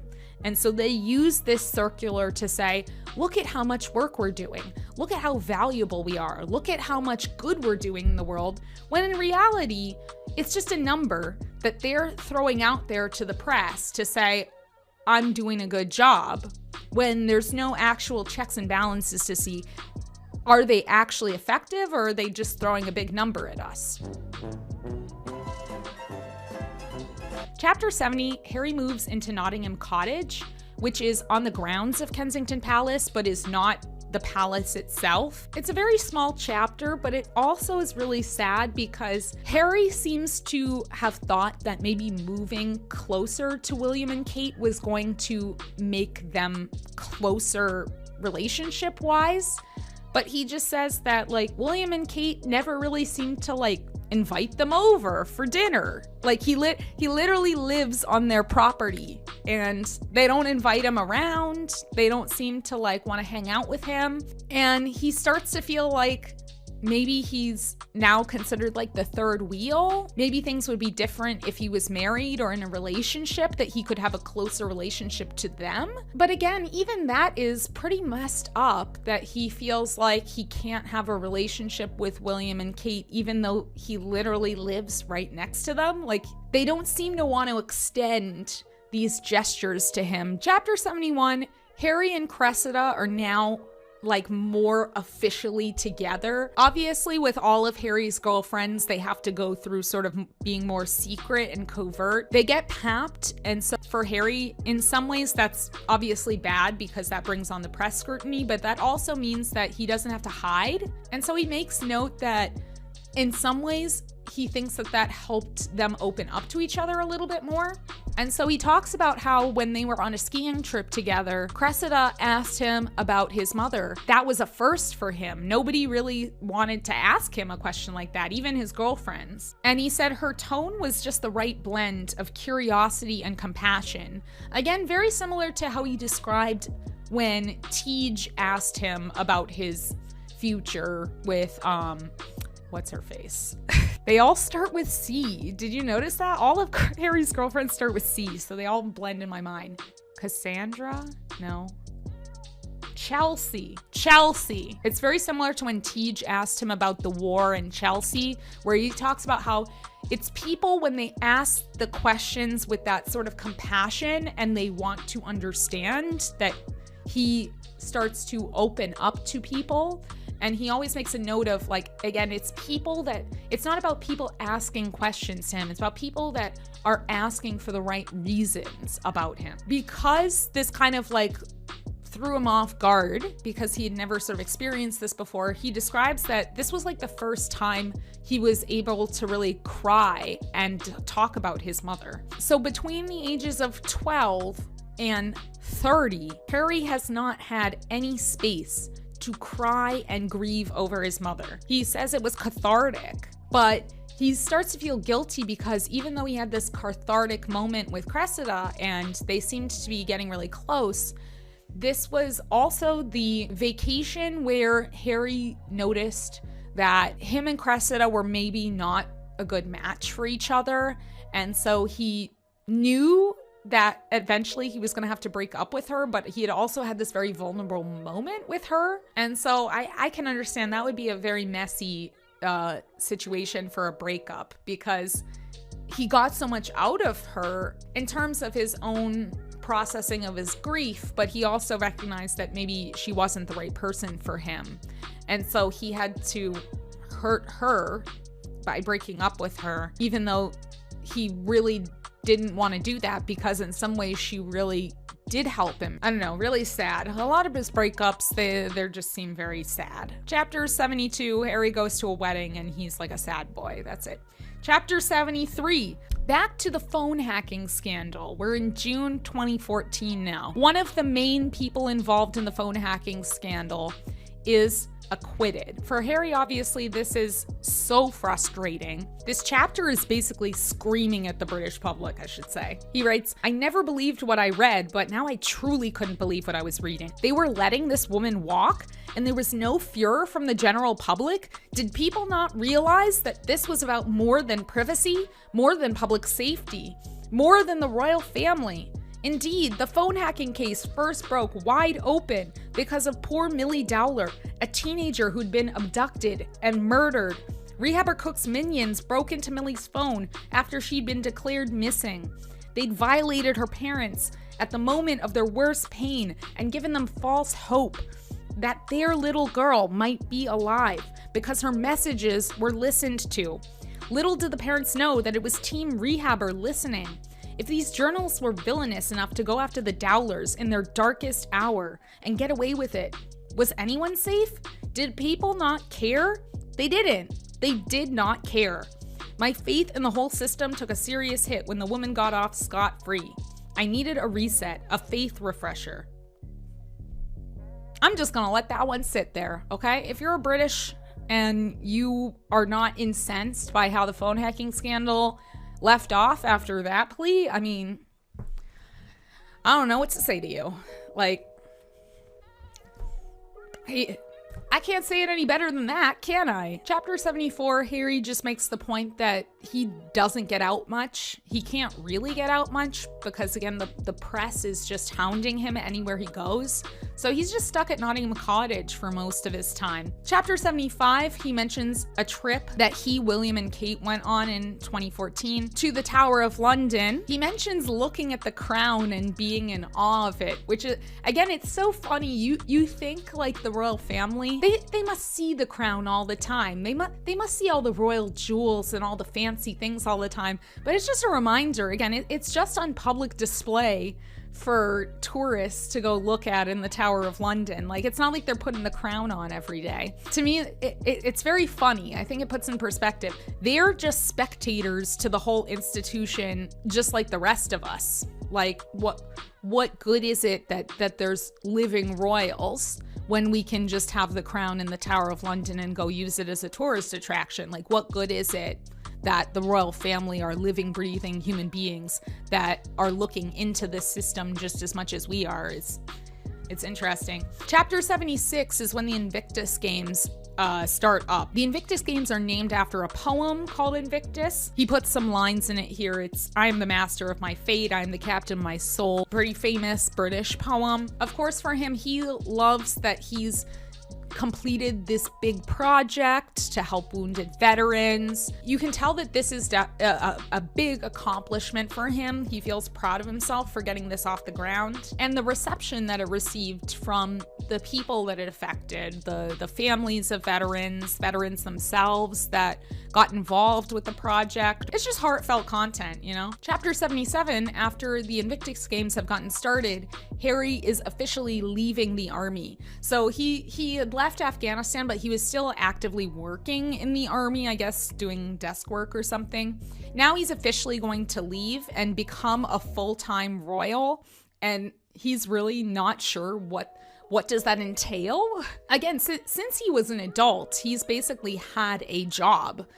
He doesn't really know, like, he knows that, you know, working as a royal means going to different ribbon cuttings and such and so forth, but like, he's not really sure what it means to leave the army quite yet. He's always had a little bit of distance from being a full-time royal family member. Now we're seeing that being royal is going to become his job. And so I think this will make a lot of sense going into the Meghan and Harry chapters, why Harry maybe wasn't prepared to tell Meghan what she was getting into. Because if you think about Harry's story, he didn't really work as a full-time royal for most of his life either. He was working in the army, he was working in Afghanistan. He got a little bit of break and breather room from being a full-time royal 24/7 in London. And what being a full-time royal means is being put on display to be scrutinized by the press 24/7. Chapter 78, Harry discusses the media narrative that Prince William was lazy and not fulfilling his duties. He says the papers were awash with stories about Willie being lazy, and the press had taken to calling him work-shy Wills, which was obscene, grossly unfair, because he was busy having children and raising a family. Kate was pregnant again. Also, he was still beholden to Pa, who controlled the purse strings. He did as much as Pa wanted him to do, and sometimes that wasn't much, because Pa and Camilla didn't want Willie and Kate getting loads of publicity. Pa and Camilla didn't like Willie and Kate drawing attention away from them or their causes. They'd openly scolded Willie about it many times. Take a step back from this here. Like I said before, the fact that Prince Charles can control how much William and Harry work, but then the press is allowed to criticize how often or how little they perceive them working, and use that against them to spin the narrative that they have these negative qualities about them, these negative character traits, is abusive, right? Because if Charles is going to say you're not allowed to work because I believe, you shouldn't get this much attention, you have a wife at home, you need to be spending time with your family, but then they don't do anything to counter these narratives that William is lazy. Like, they're not putting out a press statement saying, hey, William and Kate, they're gonna take time off, they're gonna do maternity leave, paternity leave, whatever, and try to spin it as they're doing something good. They just allow them to be negatively perceived by the press and therefore the British public, so that Prince Charles and Camilla can receive better publicity for doing more engagements and getting more media attention. That's fucked up. That's I don't know how else to say that. That's fucked up, right?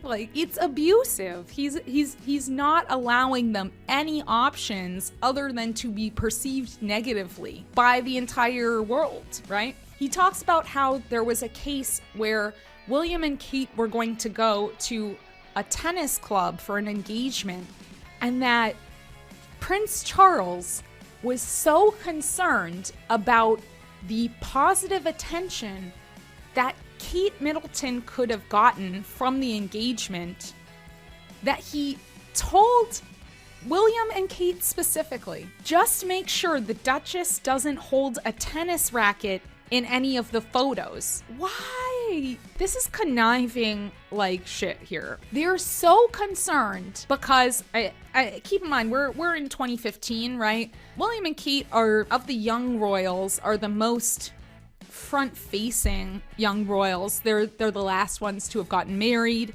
They're kind of the new it thing. Charles and Camilla are so threatened by this young woman basically looking good in the papers that they're actively telling William to not allow his wife to look good in photos in case those photos are better received by tabloids, so that it doesn't take away from the spotlight that Prince Charles and Camilla want for themselves. It's just wild. It's just wild. Why? It doesn't make sense. Well, I mean, it makes sense if you're crazy, right? It makes sense if you are power hungry and manipulative, but it doesn't make sense for your own flesh and blood. It doesn't make sense for you to put that pressure on a family member. And again, Charles is not really giving them anything else in exchange for this. They're not saying, oh, can you like lay low, hold off on the attention, and by extension, we'll give you this really nice, maternity leave, paternity leave. Go stay at home and relax, and we'll put out a statement saying that you're doing the best for your kids and blah, blah, blah. They're not making any sort of arrangement like that. They're just being petty. They're literally just being petty. Do what I say because I got your money.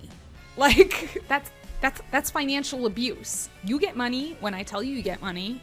You do the things that I tell you to do. We're gonna see financial abuse as a theme in the book too. He makes a note as well, and this is very important. I didn't understand until months later that there were even more reasons why the press was gunning for Willie. First, he'd got them all worked up by ceasing to play their game, denying them unfettered access to his family. He'd refused several times to trot Kate out like a prized racehorse, and that was considered a bridge too far. Then he'd had the temerity to go out and give a vaguely anti-Brexit speech, which really galled them. Brexit was their bread and butter. How dare he suggest it was bullshit? Spitting hard truths here, right? I don't know what this is in reference to. I don't know what speech William gave that was vaguely anti-Brexit. And wherever we go, we have a long and proud tradition of seeking out allies and partners. In an increasingly turbulent world, our ability to unite in common action with other nations is essential. It is the bedrock of our security and prosperity, and is central to your work. Right now, the big questions with which you wrestle in the UN, NATO, the Middle East and elsewhere are predicated on your commitment to working in partnership with others. But if he did, like, congrats on being right in that one situation, because, I mean, look at where the United Kingdom is now.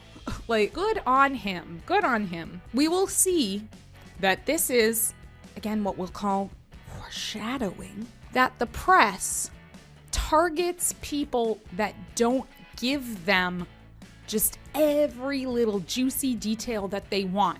They just want that photo. They just want that picture. They just want the worlds to parade around and give them these nice photos to go sell to tabloids, to go sell to news organizations. William tried to set boundaries with his family. How dare you behave like you've done my children? How I have dare not. you? I have not You're done stalking anything. around here looking for us and our children. And because he set those boundaries, then he gets punished by the press for setting those boundaries with his family. We talked in one of my videos before. When you set boundaries is when abusers tend to start controlling you more and more and abusing you more and more. I think we're gonna see here that William is gonna see that he's gonna have to sacrifice somebody else in order to keep this boundary for his family. Family always believes someone's gotta be the loser in these situations. And so right now, I think William is the loser, right? Because he's being targeted for setting his boundaries. So now he's gonna eventually have to point the fingers at somebody else to get that heat off of him and put it on somebody else so that he has some of his boundaries intact. It's messed up. It's messed up. It's not healthy. Chapter 79, Harry is just a sad boy. All the press is basically like, why aren't you getting married? And he's like, bitch, I'm trying. I can't date anybody because you chase them all away. Chapter 80, Harry discusses how living in this new, like, non-personhood, not having a job, but also not having a spouse and living in Nottingham Cottage, how he lives this really weird life where he kind of has to organize his steps into the outside world in these really, like, rigid ways, like, just to be able to, like, live his life effectively.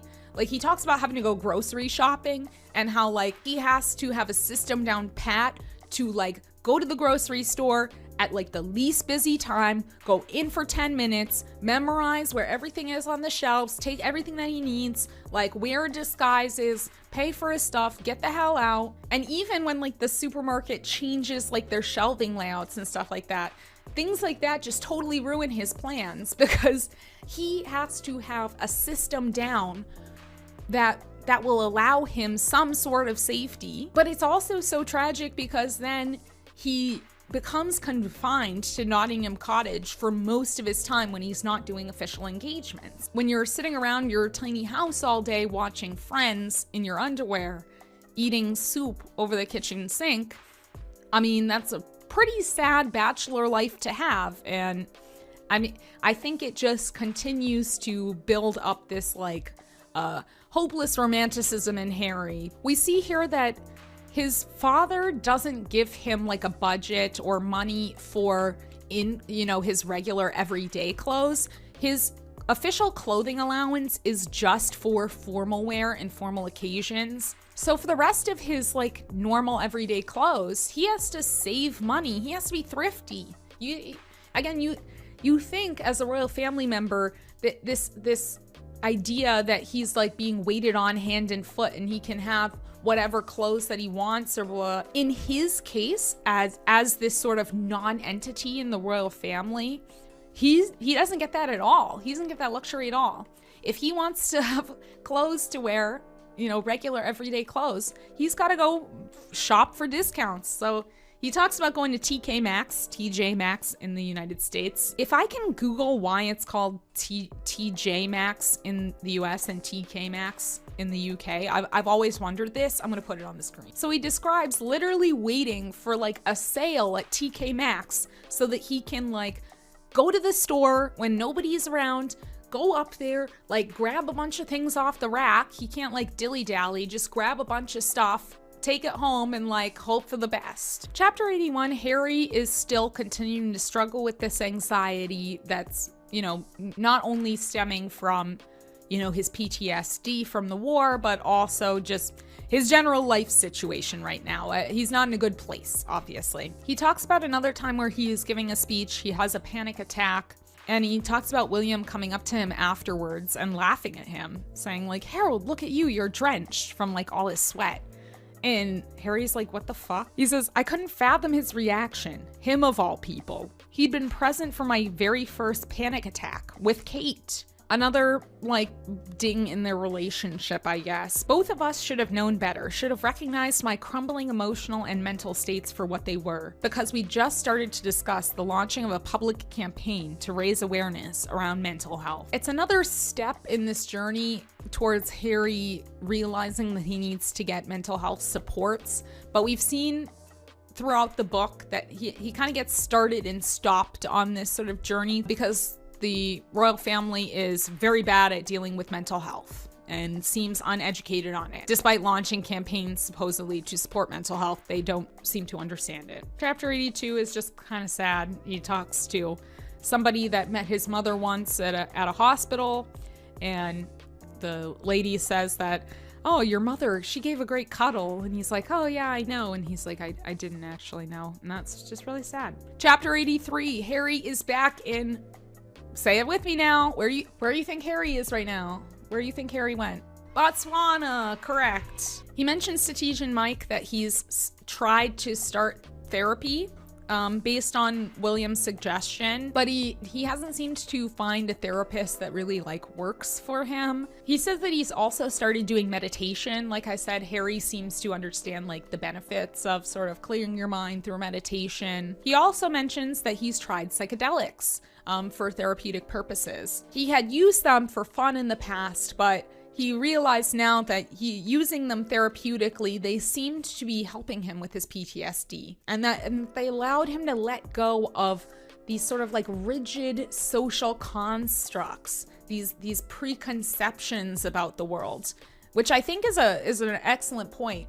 Not to say that you need psychedelics in order to do that, but that I think a lot of helping your mental health is letting go of this idea of all the social constructs of the world and saying like, oh, this is all bullshit. There's tons of things in the world out there, you know, you don't have to live within this very rigid understanding of what the world is, that the world's a much bigger, more beautiful place.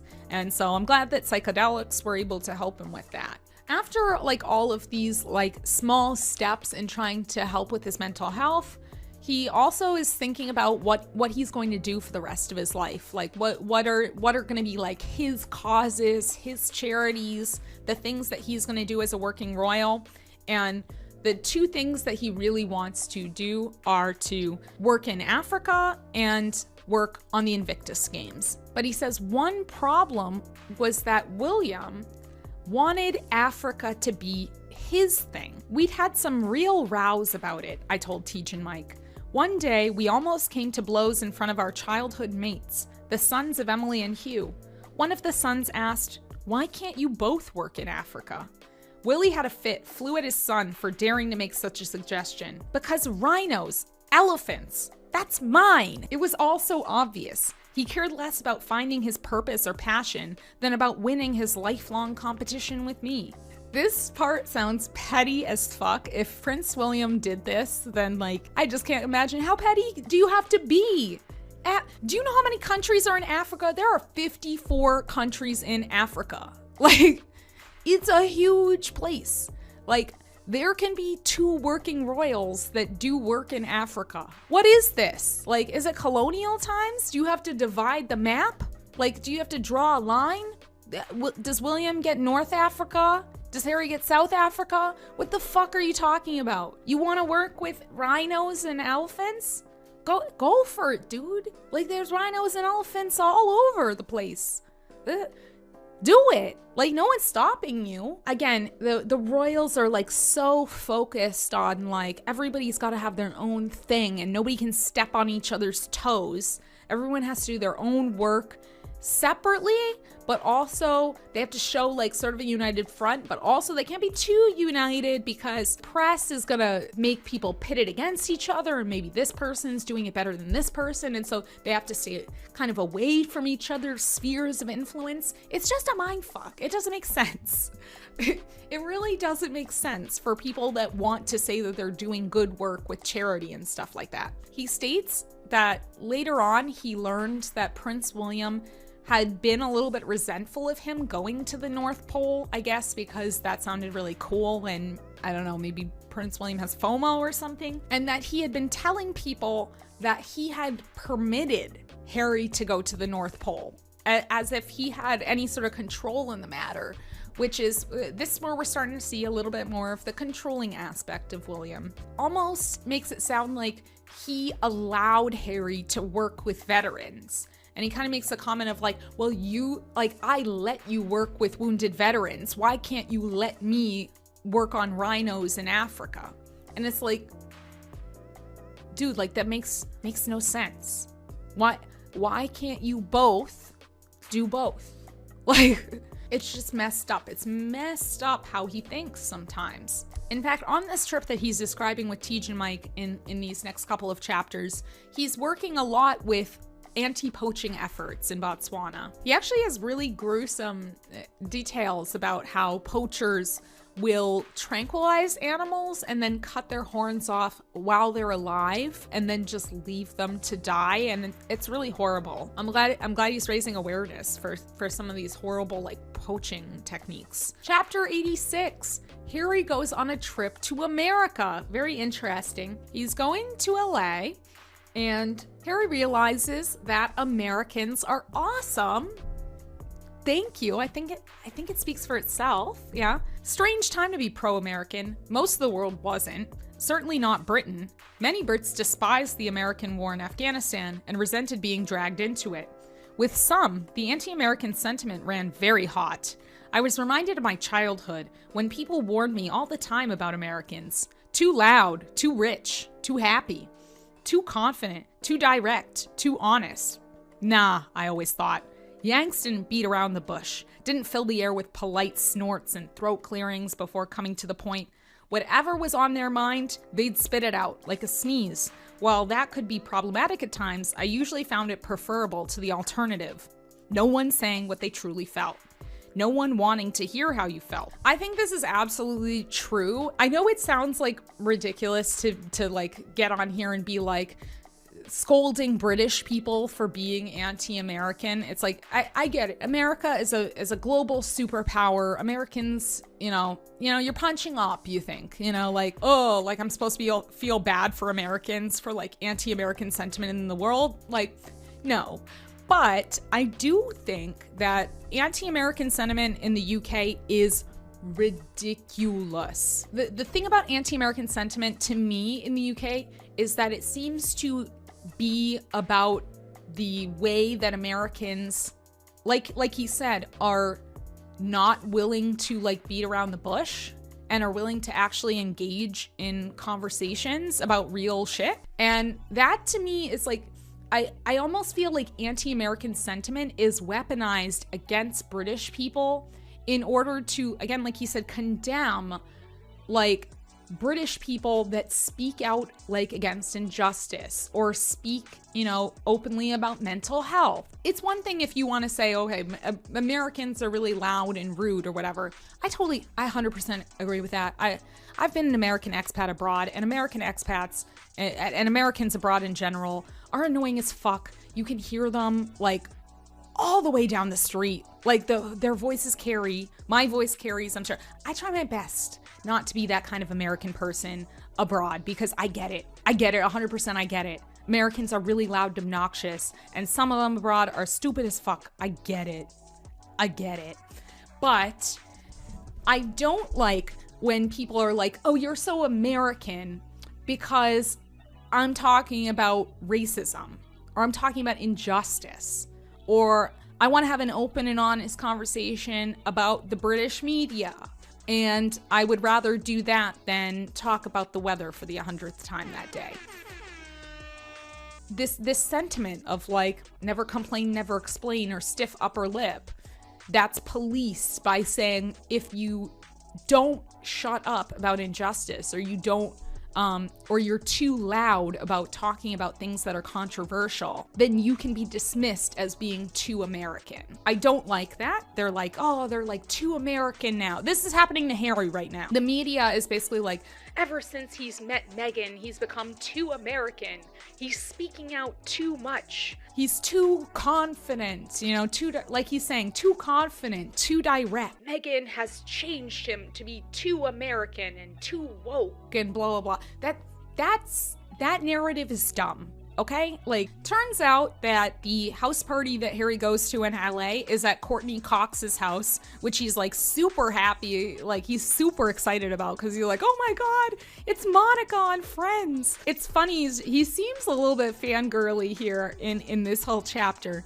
He's also high on shrooms for most of this chapter, so like he's just like loving everything. He's like so excited to like be at Courtney Cox's house and like hang out with all these actor types and stuff. It's so funny because Harry is a celebrity, right? Like that's all that the royal family really is celebrities that get taxpayer money. Like he also doesn't interact very much with like the celebrity world, I think. Like, he does maybe at like events and stuff like that, but I don't think that he like hangs out at people's like LA mansions and stuff like that on the regular. This sounds like something that was very new to him. These two chapters are really funny. His recounts of like meeting these celebrities that like he doesn't really know and just like trying to make conversation with them. It's really funny, and he's high on shrooms. But high on shrooms, he starts talking to the moon, of course, and the moon tells him that the next year was gonna be a good year for Harry. Good how? Something big. Really? Big. Not more of the same? No. Something special. Really, moon? Promise. Please don't lie to me. And so Harry, high on mushrooms, talking to the moon, thinking something really special is coming his way, is what ends part 2. We did it. We got to the end of part 2. I should do what I do with my own students. Predict. What do you think's gonna happen next? Make a prediction about what you think part 3 is gonna be about. Here's a sentence starter. I predict. Write a prediction in the comments. Here's a sentence starter. But no, seriously, the next part is about Harry and Meghan, obviously. But with that, we've made it to the end of part 2. Oh my God, I never thought I was gonna actually finish talking about this, but we did it. Thank you so much for watching another video for me. I know I'm a loudmouth, I talk for way too long, but I hope it was enjoyable to you. I really hope I can get part 3 out eventually. I'll just say eventually because I'm really bad at planning how much time editing is going to take. But I've also got a bunch of other things coming down the pipeline, so please, if you really enjoyed this video, if you like, listen to me chat and ramble nonsense, you know, leave a like, subscribe, leave a comment, like, just talk to me. Like, I love it. So I'll see you in the next one, all right? Bye. See you.